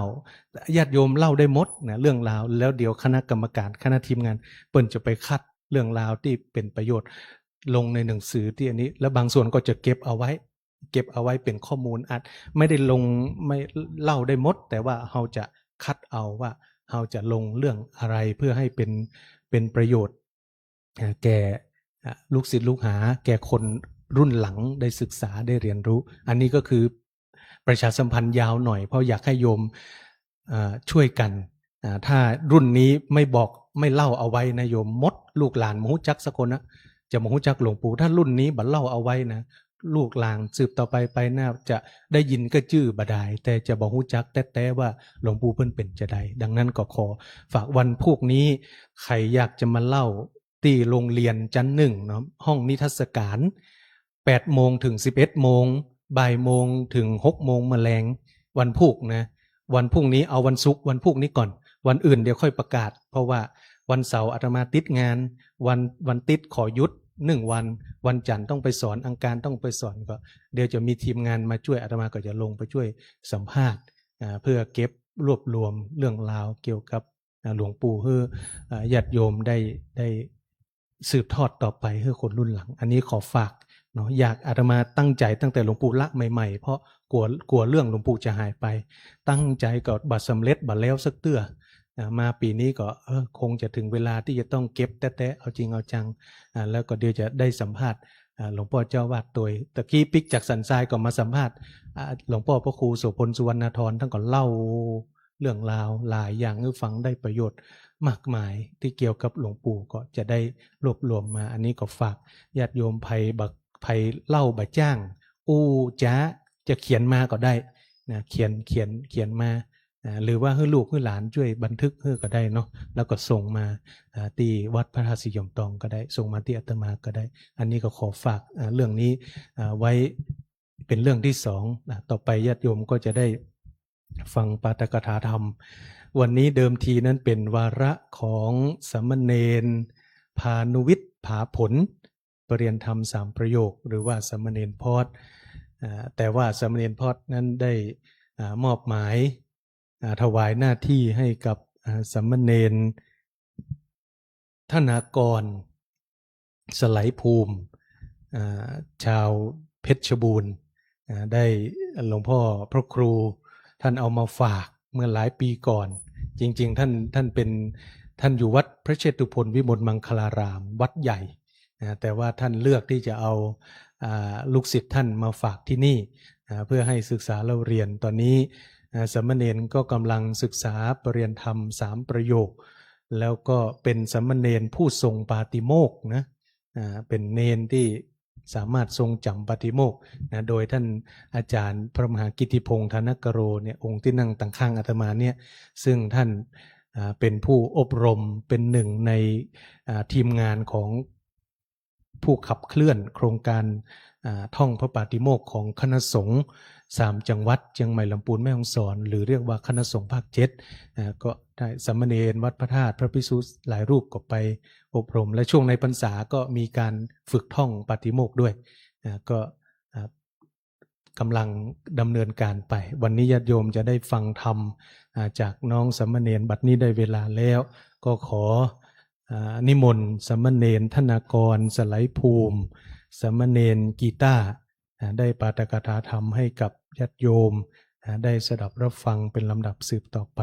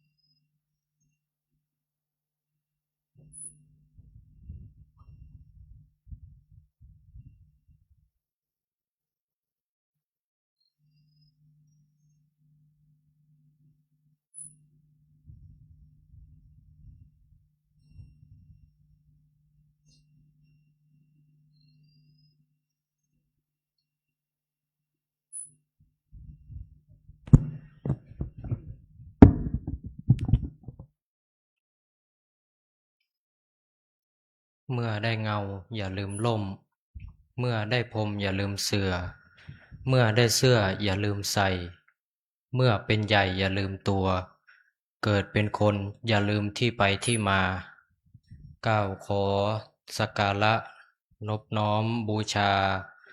พระบรมธาตุพระทักขิณโมลีธาตุขององค์สมเด็จพระสัมมาสัมพุทธเจ้าน้อมรำลึกถึงคุณของพระรัตนตรัยมีพระพุทธพระธรรมพระสงฆ์รวมกันมาเป็นดวงแก้ว3ประการจนมาถึงทุกวันนี้ขอระลึกนึกถึงคุณงามความดีคุณแห่งพระวิปัสสนาจารย์และขอกราบถวายความเคารพสรีระสังขารของพระเดชพระคุณหลวงปู่พระพรหมมงคลหลวงปู่ทองสิริมังคละมหาเถระอัคคมหากรรมฐานาจริยศาสนโสพลสิริบวรวิปัสสนากรรมฐานาจารย์อดีตที่ปรึกษาเจ้าคณะภาค7อดีตเจ้าอาวาสวัดพระธาตุศรีจอมทองวรวิหารและขอถวายความเคารพหลวงพ่อท่านเจ้าคุณพระสุวรรณเมธีด็อกเตอร์รองเจ้าคณะจังหวัดเชียงใหม่เจ้าอาวาสวัดพระธาตุศรีจอมทองวรวิหารและขอถวายความเคารพครูบาอาจารย์อันมีท่านอาจารย์พระมหาธนวัฒน์ธนวัฒโนปรริยนธรรม9ประโยคนาคหลวงผู้ช่วยเจ้าวาดพระลำหลวงวัดพระธาตุศรีจอมทองวรวิหารและรองอาจารย์ใหญ่สำนักศาสนศึกษาวัดพระธาตุศรีจอมทองวรวิหารและครูบาอาจารย์พระภิกษุทุกรูปขอถวายความเคารพพี่ๆสามเณรและขอสวัสดีเพื่อนสามเณรเพื่อนสหธรรมิกน้องๆสามเณรทุกรูปก็ขอเจริญพรคณะศรัทธาญาติโยมทุกคนทุกท่านทั้งชาวไทยและชาวต่างประเทศที่ได้มาป ประพฤติวัดปฏิบัติธรรมในช่วงเข้าพรรษาก็ดีที่ทำตลอดทั้งปีก็ดีก็เชิญเอามือลงได้นั่งฟังธรรมด้วยความเคารพในธรรมก็วันนี้ก็หลายๆท่านก็อาจจะรู้จักลูกเนนก็ขอแนะนำตัวก่อนนะครับก็หลายๆท่านอาจจะไม่รู้จักก็ชื่อสามเณรธนากรสไลภูมินะครับชื่อเล่นก็สามเณรกีตาร์นะครับก็ปัจจุบันนี้ก็ศึกษาอยู่ชั้นประโยคปท3นะครับแล้วก็ในวันนี้ก็ได้นำเรื่องหนึ่งมาพูดให้ญาติโยมฟังนะครับวันนี้เรื่องอย่าลืมตัวนะครับโดยมีพุทธภาษิตว่าอัตตานังนาติวัตตยะบุคคลไม่ควรลืมตนดังที่คำกรที่กล่าวไปข้างต้นนั้นนะครับก็มาจากขุททกนิกายชาดกติงสานิบาตนะครับก็อยู่ที่เล่มที่27หน้าที่503ของพระไตรปิฎกฉบับภาษาไทยฉบับมหาจุฬาลงกรณราชวิทยาลัยนะครับก็ธรรมดามนุษย์เราเมื่อหลงลืมตัวเสียแล้วย่อมเกิดความลุ่มหลงมัวเมาและประมาทลืมธรรมชาติความเป็นจริงของสรรพสิ่งลืมไปว่าในโลกนี้ไม่มีสิ่งใดจีรังยั่งยืนยกตัวอย่างเช่นคนที่เคยมีฐานะยากจนวันหนึ่งเมื่อมีเหตุส่งเสริมให้ร่ำรวยขึ้นมาอย่างพลิกหน้ามือเป็นหลังมือถ้าขาดสติขาดการยั้งคิดและหลงลืมตัวขึ้นมาลืมไปว่าครั้งหนึ่งตัวเองนั้นเคยเป็นคนจนย่อมจะเกิดความมัวเมาในลาภลอยที่ได้มานั้นใช้จ่ายสุรุ่ยสุร่ายไม่นานทรัพย์นั้นหมดไปก็ย่อมซบเซาจับเจ้าเหงาหงอยหมดค่าไปในที่สุดแต่หากเขามีสติคิดยับยั้งไม่ลืมพื้นเพของตัวเองว่าตัวเองเคยมีฐานะยากจนมาก่อนถึงจะมีลาภลอยมาทำให้ร่ำรวยก็ยังใช้จ่ายประหยัดเหมือนที่เคยทำมาตอนที่ตัวเองมีฐานะยากจนเขาผู้นั้นย่อมจะรักษาทรัพย์สินไว้ได้จะเห็นได้ชัดเจนว่าการหลงลืมตัวตนนั้นสร้างความชิบหายให้คนได้ไม่ใช่น้อยเลยก็เหมือนทุกวันนี้นะครับก็ถ้าเป็นของญาติโยมก็บางท่านก็เป็นข้าราชการเป็นครูเป็นหมออาจจะได้รับเครื่องราชอิสริยาภรณ์ในชั้นต่างๆนะครับก็วันหนึ่งไปเราก็ไม่สามารถเอาไปได้ถ้าเป็นพระภิกษุก็จะมีสมณศักดิ์ในชั้นต่างๆนะครับก็สุดท้ายก็เอาอะไรไปไม่ได้สักอย่างนะครับก็อย่าไปหลงว่าคนนั้นเป็นชั้นนั้นชั้นนี้แล้วก็รู้จักให้ทานศีลภาวนารู้จักเข้าวัดทำบุญนะครับจะได้ละความโลภความหลงความหลงลืมตัวเองนั้นต่อไปกับผมสามเณรจะได้นำคำสอนของหลวงพ่ออินทวายสันตุสโกจากสันตุสโกวาทลำดับที่18มาพูดให้ญาติโยมฟังนะครับหลักธรรมคำสอนของพระพุทธศาสนานั้นท่านสอนไม่ให้ลืมตัวไม่ให้พวกเราลืมตัวถึงจะอยู่ในสถานะไหนก็ตามถึงจะมั่งมีสีสุขร่ำรวยมียศถาเงินคำทรัพย์สมบัติในมากมายในหลักธรรมคำสอนขององค์สมเด็จพระสัมมาสัมพุทธเจ้านั้นท่านก็ทรงตักเตือนและท่านก็ยังตรัสบอกไว้ว่า ให้พิจารณาอภินหปัจจเวกคือพิจารณาเนืองๆ5อย่างที่พระพุทธเจ้าสอนพระภิกษุสามเณรอุบาสกอุบาสิกาว่าเราขอเตือนพวกท่านทั้งหลายให้พวกท่านทั้งหลายสำนึกสำเนียกไว้ในใจอย่าไปลุ่มหลงมัวเมาจนเกินไปเพราะชีวิตนี้เรามีความแก่เป็นธรรมดาจะล่วงพ้นจากความแก่ไปไม่ได้คล้ายๆกับว่าพวกเราที่เป็นหนุ่มสาวก็จะหลงในความเป็นหนุ่มสาวของตนเองหลงไหลในหน้าที่การงานหลงในสุขภาพตัวเองพระพุทธเจ้าท่านก็ตรัสบอกอีกว่าพวกท่านทั้งหลายให้คิดไว้ในใจของตนเสมอว่าเรามีความเจ็บไข้เป็นธรรมดาเราจะล่วงพ้นจากความเจ็บไข้ไปไม่ได้ให้เรานึกคิดไว้อยู่เสมออันนี้จะทำให้จิตใจของเราไม่หลงเราจะเตรียมพร้อมอย่างไรในขณะที่เรายังแข็งแรงอยู่นี้เราจะเสาะแสวงหาความดีอย่างไรโดยทุกคนนั้นก็มีความตายเป็นธรรมดาจะล่วงพ้นจากความตายไปไม่ได้คนเราต้องตายเป็นธรรมดาเกิดมาก็ต้องตายแล้วต่อไปอีกพวกท่านทั้งหลายจะต้องพัดพรากจากของรักธรรมดาของเจริญใจทั้งปวงอีกในเมื่อพวกท่านจะเสาะแสวงหาเงินคำทรัพย์สมบัติเพชรนินจินดาสร้างบ้านหรูหราโอ้อาขนาดไหนถึงจะมีสามีภรรยาลูกเต้าเหล่าหลานน่ารักพอใจ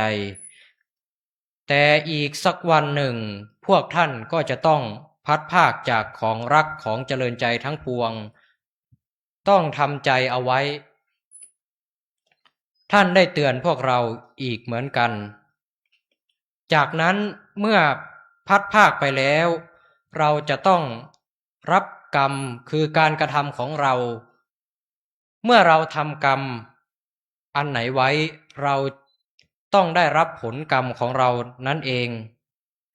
ถ้าเราทำความดีทำแต่กรรมดี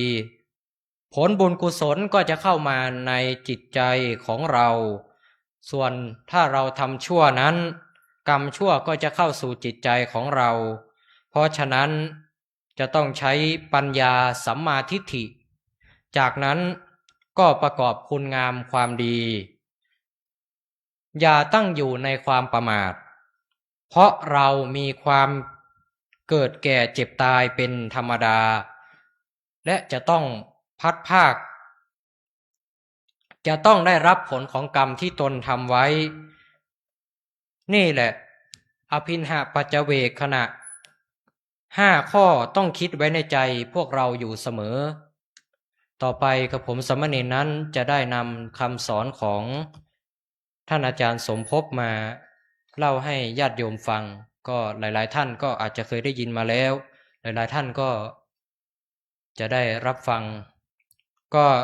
เรื่องนี้ก็กับผมสามเณรนั้นก็ไม่ทราบว่าเป็นนิทานหรือว่าเป็นเรื่องจริงนะครับก็เห็นโบราณอาจารย์ทางภาคอีสานนะครับเล่ามา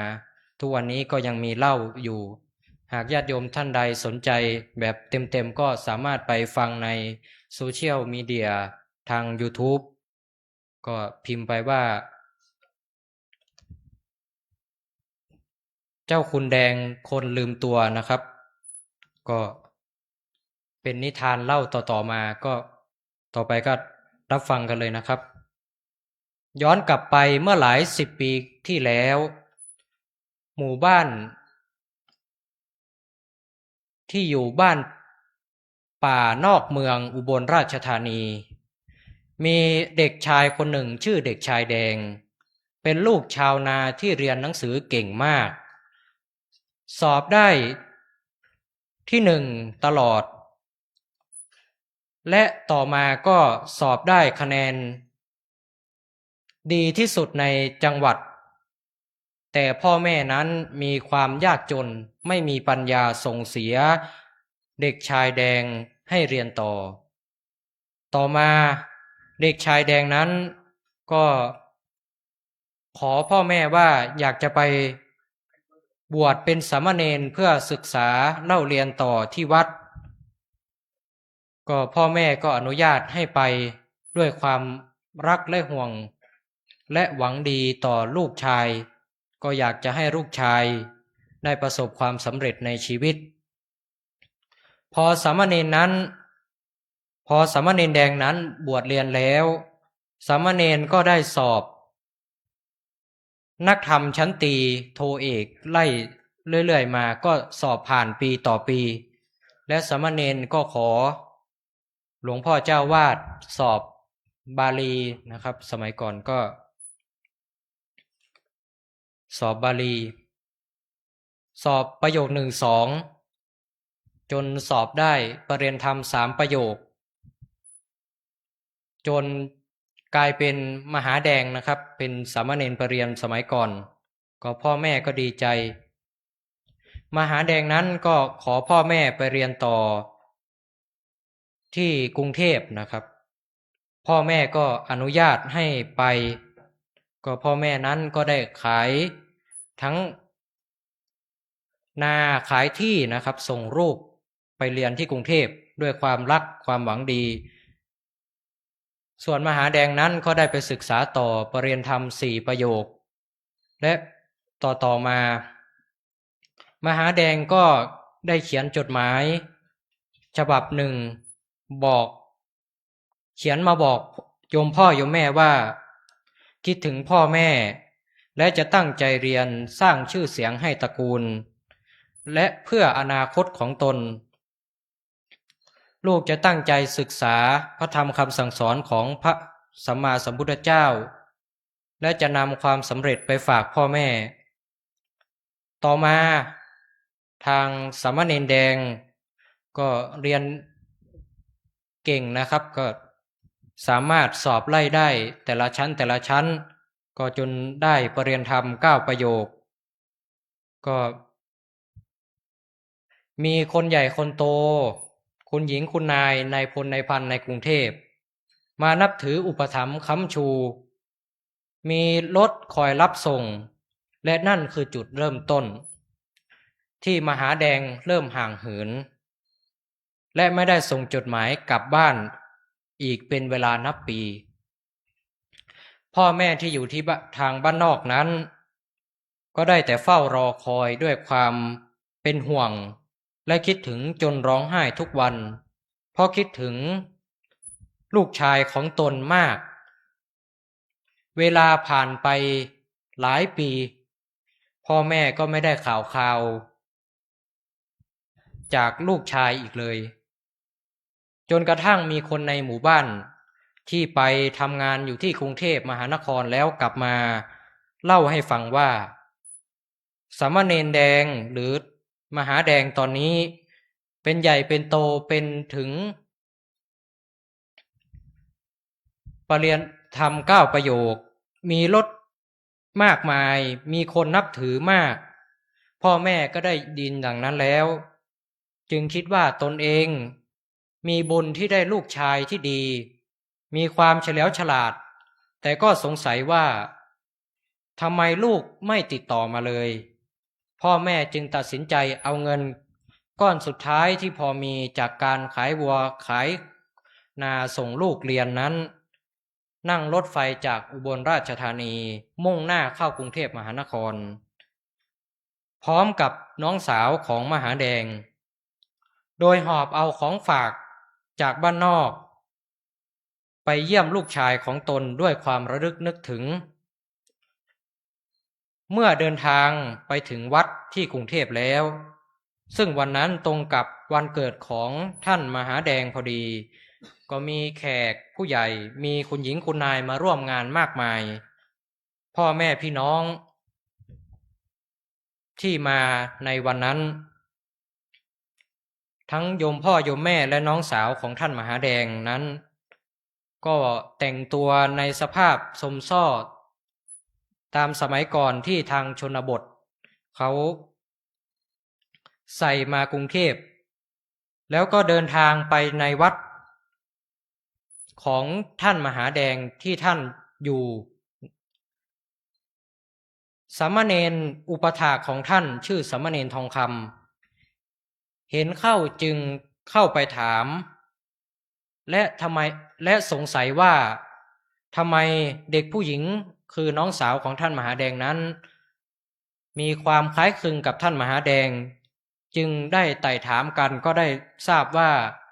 วันนี้โยมพ่อโยมแม่ของท่านมหาแดงได้เดินทางมาถึง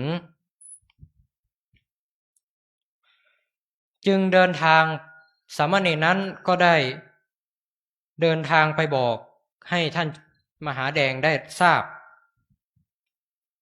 แต่ว่าท่านมหาแดงนั้นก็อับอายขายขี้หน้ากลัวคนอื่นจะรู้ว่ามีพ่อแม่เป็นคนบ้านนอกเป็นคนจนจึงรับสั่งสามเณรไปว่าบอกเขาว่าอย่าเพิ่งเข้ามาตอนนี้ยังไม่ว่างพ่อแม่และน้องสาวนั้นจึงยืนอยู่ที่ศาลาท่าน้ำตั้งแต่เช้าจนบ่ายด้วยความหิวโหยโดยมีสามเณรทองคำนั้นได้นำข้าวปลาอาหารมาให้กินมาให้ทั้งโยมพ่อโยมแม่และน้องสาวของมหาแดงกินด้วยความสงสารจนสามเณรแดงจนสามเณรทองคำนั้นเกิดความสงสารร้องไห้ออกมาสงสารสองตายายกับน้องสาวตัวเล็กๆของท่านมหาแดงที่ได้เดินทางมาจากอุบลราชธานีก็จนกระทั่งบ่ายค้อยนั้นโยมพ่อโยมแม่นั้นก็รอไม่ไหวจึงเดินลุยฝ่าฝูงชนเข้าไปหาลูกชายของตนบนกุฏิเพื่อกราบลาและถามไถ่ด้วยความตรงไปตรงมาแต่ท่านมหาแดงนั้นกลับมีทีท่ารังเกียจเมินเฉยเลยบอกให้รีบออกไปข้างนอกพ่อแม่และน้องสาวนั้นก็สะเทือนใจเป็นอย่างมากก็ได้ร้องไห้น้ำตานองหน้าด้วยความเจ็บปวดลึกๆที่ลูกของตนที่ได้ส่งเสียจนได้ดิบได้ดีแต่ลูกชายนั้นกลับรังเกียจบุพการีของตนน้องสาวของท่านมหาแดงนั้นก็บอกพ่อแม่ไปว่าพ่อแม่เรากลับบ้านกันดีกว่าถ้าพี่ชายจะไม่แยแสจะไม่แลดูพ่อแม่แล้วนั้นฉันเองที่เป็นลูกสาวก็จะดูแลพ่อแม่เองโดยพูดไปก็ร้องไห้ไปด้วยสามเณรทองคำนั้นทนดูไม่ได้จึงบอกว่าให้กลับบ้านกลับอุบลไปก่อนเถิด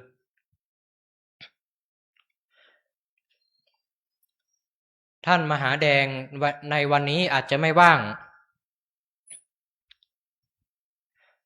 จึงพาทั้ง3 คนนั้นไปเรียกรถแท็กซี่โบกรถแท็กซี่ที่หน้าวัดไปส่งที่สถานีหัวลำโพงเพื่อเดินทางกลับอุบลราชธานีโดยในระหว่างทางกลับพ่อแม่ก็ใจสลายร้องไห้ไปตลอดทางโดยมีความคิดเปรียบเทียบว่าความเจริญของเมืองกรุงก็ไม่ได้ช่วยทำให้จิตใจคนสูงขึ้นเลยหัวใจของพ่อแม่ถูกทำลายลงอย่างย่อยยับโดยลูกของตนเองทางด้านท่านมหาแดงนั้นหลังจากแขกกลับหมดแล้วท่านก็เริ่มคิดได้และรู้สึกผิดในใจจึงรีบคว้าจีวรและย่ามลงเรือแจวข้ามแม่น้ำเจ้าพระยาเพื่อจะตามไปง้อและขอโทษพ่อแม่ที่สถานีหัวลำโพงแต่ในขณะนั้นก็มีเรือกำลังแล่นอยู่ ท่ามกลางแม่น้ำเจ้าพระยาท่านมหาแดงด้วยความรีบร้อนก็ได้พายเรือไปตรงนั้นพอดีโดยเรือลำนั้นก็วิ่งมาด้วยความเร็วสูงจนพุ่งชนเรือของท่านมหาแดงอย่างจังจนเรือล่มและร่างของท่านมหาแดงนั้นจมหายไปแม่น้ำเจ้าพระยาต่อมาท่านมหาแดงนั้นก็ได้มรณภาพลงจากผลกรรมที่ตนได้ทำกับพ่อแม่อีก3 วันต่อมามีผู้คนพบร่างของท่านเจ้าคุณมหาแดงนั้นลอยไปติดอยู่แถวปากน้ำสมุทรปราการทางญาติโยมในกรุงเทพจึงได้นำมาบำเพ็ญกุศลส่วนพ่อแม่ที่อยู่ต่างจังหวัดเมื่อทราบข่าวก็เสียใจเป็นอย่างมากแต่ไม่มีทุนทรัพย์ไม่มีเงินในการจะเดินทางไปร่วมไปที่กรุงเทพมหานครอีกได้แต่ละทมอยู่ที่บ้านนอกก็จบลงไปแล้วนะครับเรื่องของท่านมหาแดงนะครับก็ท้ายที่สุดของการปาฐกถาธรรมนี้ด้วยอานุภาพคุณพระศรีรัตนตรัยก็ขอให้ท่านทั้งหลายจงมีความสุขความเจริญขอให้เจริญไปด้วยอายุวรรณะสุขภละปฏิภาณธรรมสารสมบัติคุณสารสมบัตินึกคิดปรารถนาสิ่งหนึ่งประการใดก็ขอให้สำเร็จสมใจปรารถนาและขอให้ทุกท่านมีสติอยู่ในการใช้ชีวิตทุกท่านเทินอันธมยังสาธุกลังกโลมาเตสาธุสาธุสาธุญาติโยมได้รับฟังปาฐกถาธรรมโดยสมณเณรกีตาร์สมณเณรธนากรสไลภูมิว่าด้วยเรื่องของการอย่าลืมตนได้นำเอาโอวาทธรรมของพ่อแม่ครูอาจารย์หลวงพ่ออินทวายท่านอาจารย์สมภพเป็นต้นได้มาแบ่งปันให้กับญาติโยมการปาฐกถาธรรมก็เป็นอีกเรื่องหนึ่งที่พระเดชพระคุณหลวงปู่ได้วางเอาไว้วันนี้ก็ได้สนทนากับท่านอาจารย์พระครูโสพลหรือว่าท่านอาจารย์ท่านพระครูเพชรที่ญาติโยมรู้จักหรือว่าตุลุงลีที่ญาติโยมรู้จักท่านก็บอกว่าเมื่อก่อนไม่มีก็หลวงปู่นี่แหละเป็นคนวางระเบียบแบบแผนเอาไว้เวียนเทียนทุกวันพระก็หลวงปู่นี่แหละที่ได้วางระเบียบเอาไว้การเวียนเทียนทุกวันพระก็จะไม่แทบจะนอกจากวัดพระธาตุก็จะมีร่ำเปิงหรือวัดที่เป็นสาขาของวัดพระธาตุก็อาจจะเวียนเทียนแต่ว่าหลวงปู่ก็นำมาจากครูบาอาจารย์ของท่านก็คือหลวงปู่ครูบาพรหมจักรวัดพระพุทธบาทตากผ้าก็นำมาการปาฐกถาเรื่องการลืมตนนี้ก็เป็นสิ่งสำคัญนะโยมมันเรื่องนี้มันเป็นเรื่องที่เกิดตัวเองต้องเตือนตัวเองอาตมาเองพอได้ฟังสามเณรปาฐกถาธรรมก็นึกย้อนกลับไปเพราะว่าเรื่องเจ้าคุณแดงเนี่ยอาตมาก็ฟังตั้งแต่เป็นเด็กวัดฟังตั้งแต่เป็นเด็กวัดเคยฟังเรื่องนี้เป็นเด็กวัดแล้วก็อาตมาก็คิดว่าวันหนึ่งถ้าเราได้บวชจริงๆเราจะเป็นเหมือนเจ้าคุณแดงไหมคิดนะตัวเองจะเป็นเหมือนเจ้าคุณแดงหรือเปล่าพอบวชมาเพราะเขาบอกเจ้าคุณแดงจบประโยค9เนาะอาตมาก็เรียนไปมันจะประโยค9แล้วนะเราจะเป็นเหมือนเจ้าคุณแดงไหมอะไรอย่างนี้นะกลัวตัวเองเป็นเหมือนเจ้าคุณแดงเหมือนกันนะลืมพ่อลืมแม่ลืมน้องลืมคนนู้นคนนี้เย่อหยิ่งอะไรเนี่ยเจอหลวงปู่ปราบพยศหมดโยมหลวงปู่นี่เน็ตขนาดเน็ตแต่ละอาตมาถึงยอมแต่ละนะช่วงจบประโยค9ใหม่ๆเนาะจบประโยค9ใหม่ๆมันคือมันมีอยู่หั่นน้อยโยมภาษาคนรุ่นใหม่ว่าอีโก้มันมีหั่นน้อยเปิ้นยกกันล่ำไปอ่ะคือพอจบปุ๊บคนนั้นก็ยกคนนี้ก็ยกเนี่ยมันก็เลยลงตัวเก่าไปหน่อยนะลงไปเนี่ยแหละลงไปสักน้อยหนึ่งอาตมาก็อยู่วันหนึ่งเนาะประคองหลวงปู่เข้าไปนั่งในอาคารพระสธรรมอยู่ชั้น1นั่นเนี่ยหน้าเคาน์เตอร์ หลวงปู่ก็หยิบนาฬิกที่เป็นปกเนาะนาฬิกาไขลานนะหยิบขึ้นมาหลวงปู่ก็หมุนแกรกแกรกแกรกแล้วหลวงปู่ก็ว่าอ่ะลูกหมุนเวลาให้อาจารย์กำหมุนเวลาเพราะว่านาฬิกานั้นต้องมันเป็นนาฬิกาไขลานมันต้องหมุนแล้วมันจะเดินอาตมากดฮับหลวงปู่มาตัวเก่าก็มันจะหู้เรื่องนะก็หมุนอย่างใดมันก็บอกไปหมุนอย่างใดก็บาดได้บัดสักอย่างนะทำอย่างใดก็หมุนบาดได้เนี่ยใดดีเนี่ยอันจนหลวงปู่เปิ้นถ้าจะหันว่าเราทำบาดได้เนาะหลวงปู่เปิ้นกับเปียคืนเนี่ยค่ะโอ้ประโยคเก้าหมุนนาฬิกาบัดจ้างเนาะหมุนนาฬิกาบัดจ้างมันตึงร่วงหมดเลยโยมอันที่มันมีความฮึกเหิมมันนะอันที่มันมีความอีโก้มันตึงร่วงแพรบลงมานะมันตึงว่าครูบาอาจารย์ก็คือไอความที่เรากึดว่าเราเนี่ยแม่มันก็นักมันก็เก่งหรือเหมือนกันเนยนะมันร่วงลงมามันยังมีอีกเยอะที่เราไม่รู้ยังมีอีกนักที่เรายังไม่เข้าใจยังมีทำบัลเลิกที่เรายังบ่หูบ่หันนั้นมันแบบเจ้ว่าจบประโยคเก้าแล้วเป็นที่หนึ่งเลยแบบใจอย่าไปกึดอย่างนั้นวันนั้นตั้งวันนั้นเนี่ยอาตมาเราหูว่าเราต้องระมัดระวังคือระมัดระวังในที่นี้คือระมัดระวังใจตัวเก่ามันลำพอง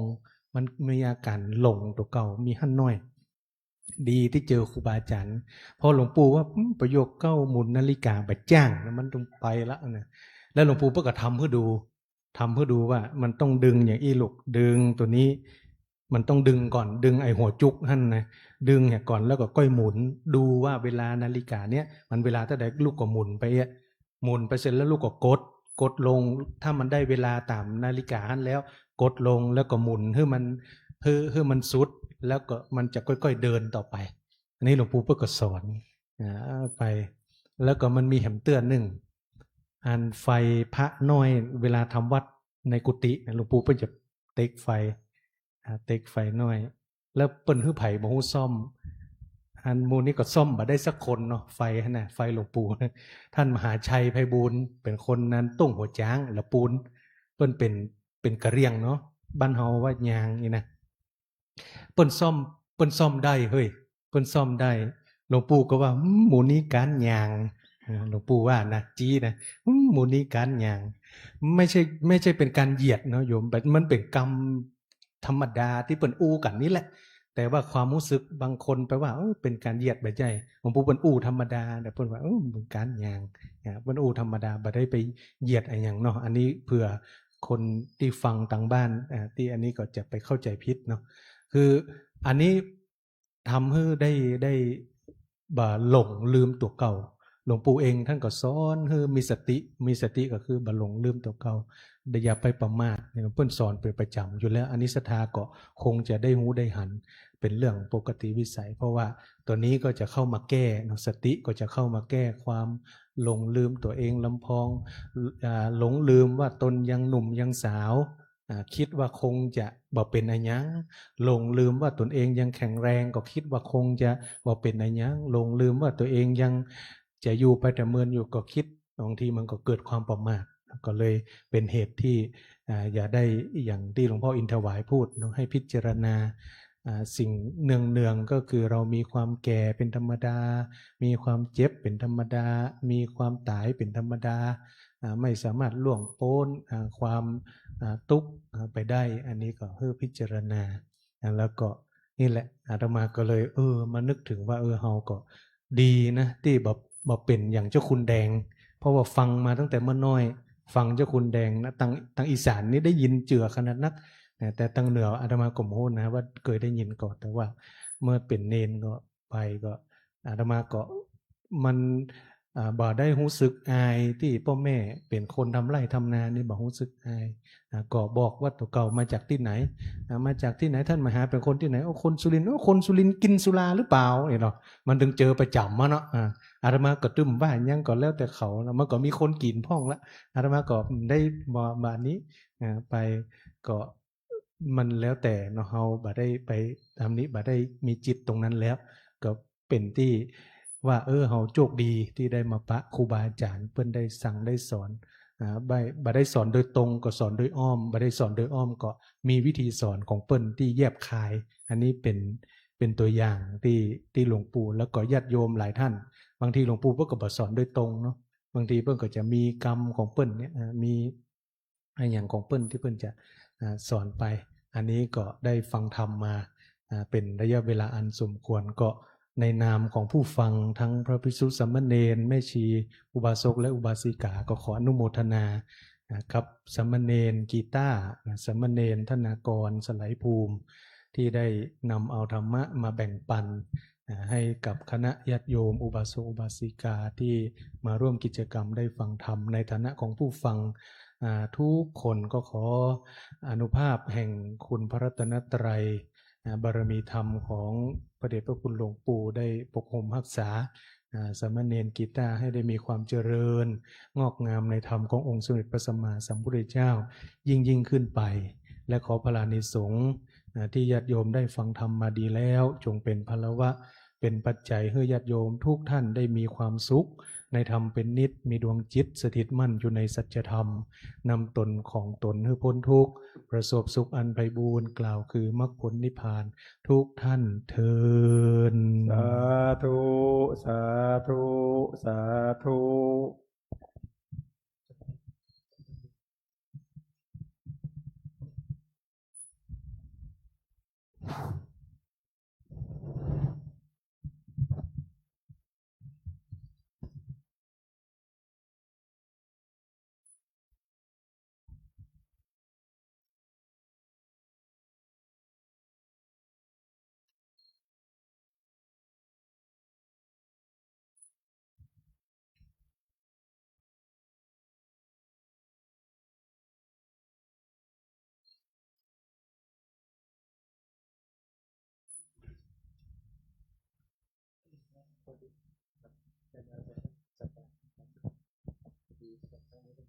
ญาติโยมรับพรพร้อมกัน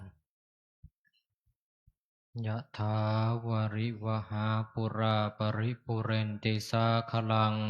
เอวะเมวะอิโตทินังเปตานังอุปกปปติอิจิตังปัฏฐิตังตุมหังคิปะเมวะสมิจฉตุสัพเพปุเรนโตสังกปาจันโทปนรสโสยะถามณิโชติระโสยะถาสัพพิติโยวิวัชชันตุสัพพโรโควินัสตุมาเตภวัตวันตรายโยสุขีทีคายุโกภวะอภิวาทนาสีลิสะนิจจังวุธาปจายโนจัตตารโอธรรมาวัฏันติอายุวันโนสุขังพะลังสาธุสาธุสาธุ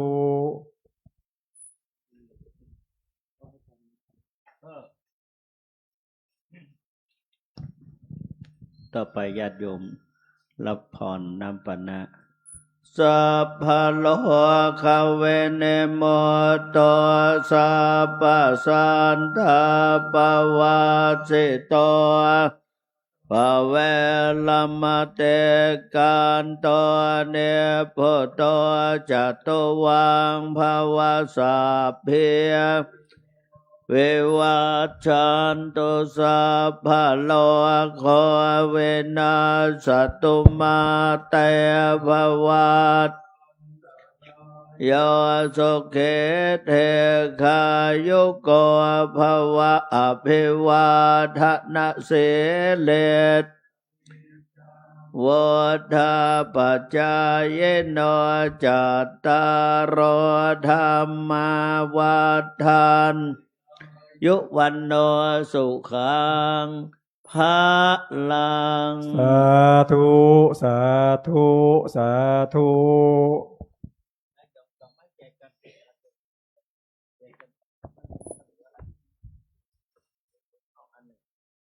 พ่อคุณธรรมพ่อทำมาเลยไม่ให้พ่อทำ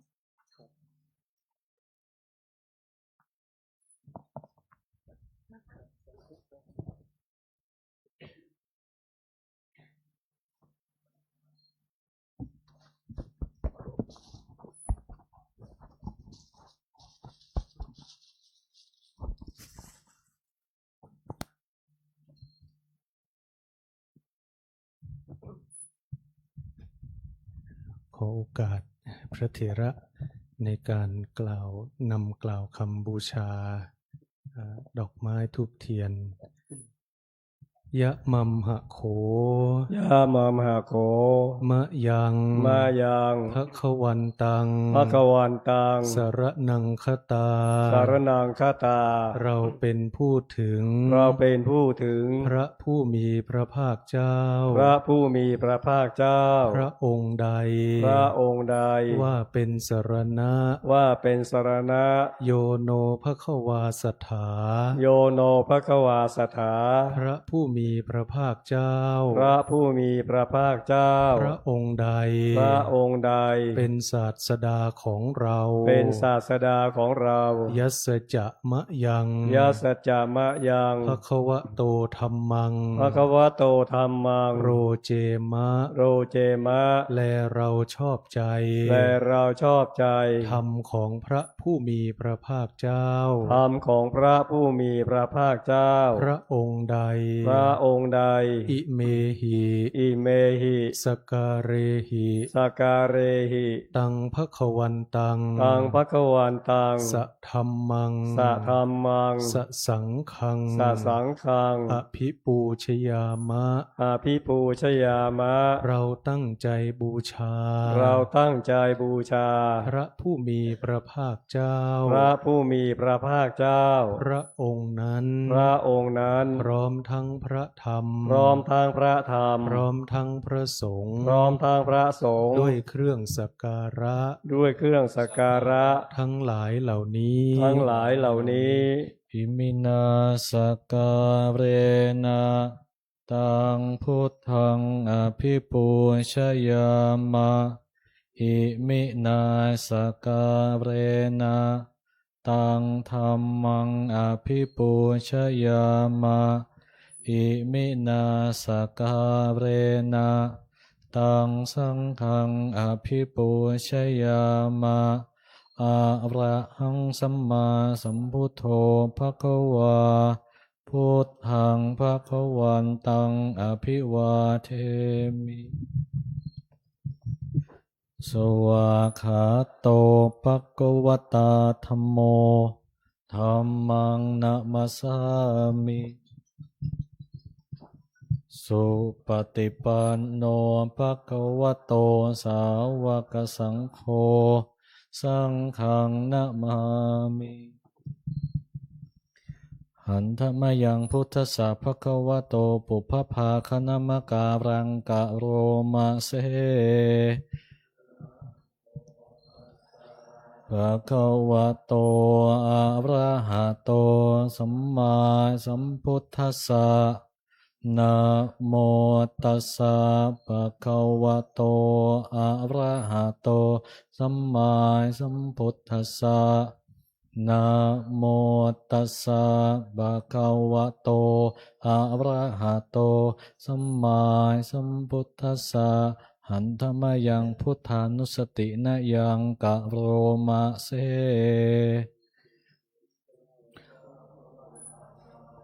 อะระหังสัมมาสัมพุทโธวิชชาจารณะสัมปันโนสุขโตโลกวิทูอนุตตโรปุริสธรรมสารทิสัทธาเทวมนุษย์สานังพุทโธภควาติมอบลงกราบว่ากายเยนะวาจายาวาเจตสาวาพุทเทกุกัมมังปะกะตังมะยายังพุทโธปฏิคันหะตุอัจจยันตังกาลันตะเรสังวาริตุงวะพุทเทหันธมยังธรรมานุสตินะยังกะโรมาเสสวากขาโตภควตาธัมโมสันทิฏฐิโกอากาลิโกเอหิปัสสิโกโอปะนายิโกปัจจตังเวทิตาโพวินโยเหติกายเยนะวาจายวาเจตสาวา ธัมเมกุกัมมังปะกตังมะยายังธัมโมปฏิคันหตุอัจจยันตังกาลันตะเรสังวริตุงวัฏัมเมหันธรรมยังสังขานุสตินยังกะโรมะเส สุปฏิปันโนภะคะวะโตสาวกสังโฆปุสุปฏิปันโนภะคะวะโตสาวกสังโฆยายาปฏิปันโนภะคะวะโตสาวกสังโฆสามีจิปฏิปันโนภะคะวะโตสาวกสังโฆยาติทังจัตตาริปุเรสายุคานิอัฏฐปุริสปุปุคลาเอสะภะคะวะโตสาวกสังโฆอาหุนายโยปาหุนายโยทักขินายโยอัญชลีกะระนิโยอนุตตลังปุญญเกตังโลกัสสาติกาเยนะวาจายาวาเจตสาวาสังเคกุกัมมังปะกตังมะยายัง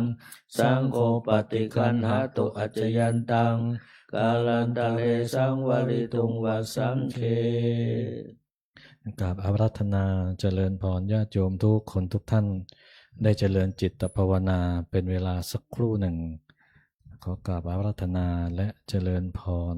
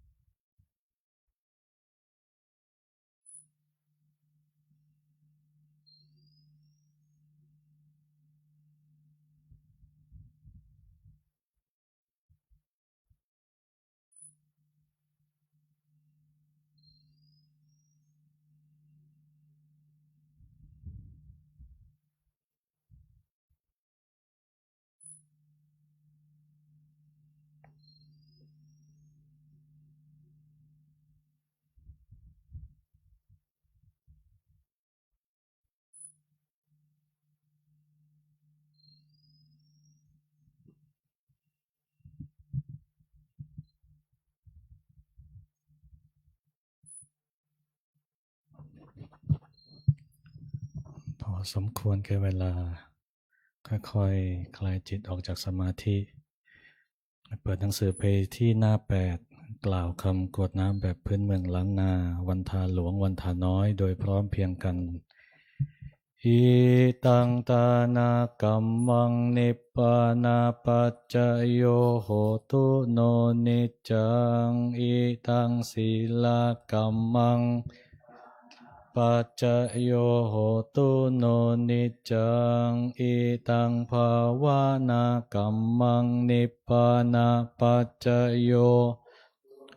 นิจจังยังกินจิกุสลังกัตตปังกัมมังสัพเพหิกาเตหิกาตังปุญญังโนสุนันตุปุนโตเยเทวาอาสมิงทานเนอาทิกาตาติกายุกาสะทาหุนตุสัตตานังสุขีอัตตานังปาริหารันตุมาตาปิตาสุขิตาหุนตุทุกขปะมุจจันตุยาติกาสุขิตาหุนตุทุกขปะมุจจันตุสัพเพอายาติกาสุขิตาหุนตุปะมุจจันตุสัพเพปิสาสัพเพยัคขาสัพเพเปตาสุขิตาหุนตุมุจจันตุสัพเพนักขัตตาสุขิตาหุนตุกาปะมุจจันตุสัพเพเทวาสุขิตาหุนตุกาปะมุจจันตุสัพเพอาจาริยุปัชฌายาสุขิตาหุนตุกาปะมุจจันตุสัพพสัมปตินังสมิจฉันตุโววันธามิพุทธังสัพพังเมโทสังฆามาถะเมพันเตโทสังฆามาถะเมพันเตวันธามิสังฆังสัพพังเมขามมาถาเมพันเตวันธาเมคุรูปัชฌายาจาริเยสัพพังเมโทสัง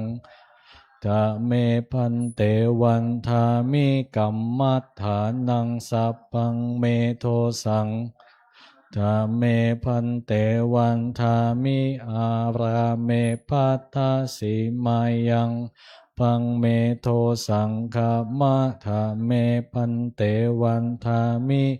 ติยังสัพพังสัพพัทธาเนสุปฏิทิตาสารีระธาตุหาโพธิงพุทธรูปังสกัลลังสัทธานาคาโลเกโลเกพระมะโลเกชัมพูทิเปลังกาทิเปสารีระธาตุโย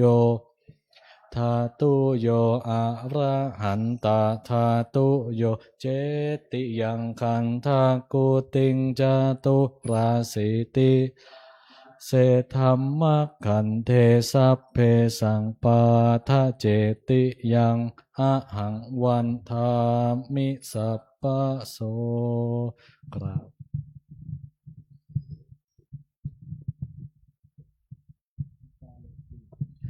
วันธามิพันเตสัพพังอาปาราทังคามะถะเมพันเตกาตังปุญญังสามินาอนุโมทิตพังสามินากาตังปุญญังไมหังทาตัพพังสาธุสาธุอนุโมทามิ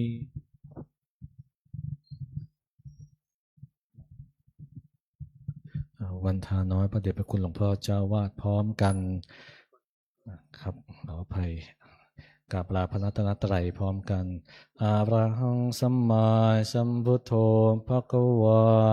พุทธังภควันตังอภิวาเทสวากขาโต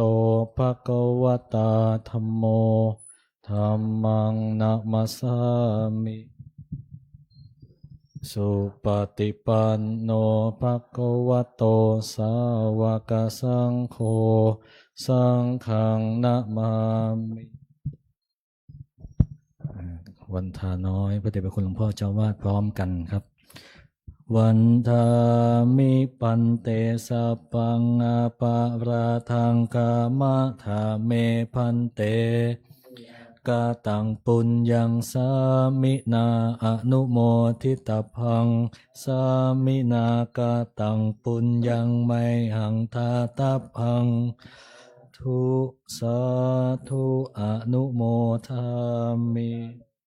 วัฏันติอายุวันโนสุขังภะลัง สาธุสาธุสาธุ อ้าวอันทธาน ท่านที่จะกลับบ้านนะครับ กล่าวคำลาพระสงฆ์พร้อมกัน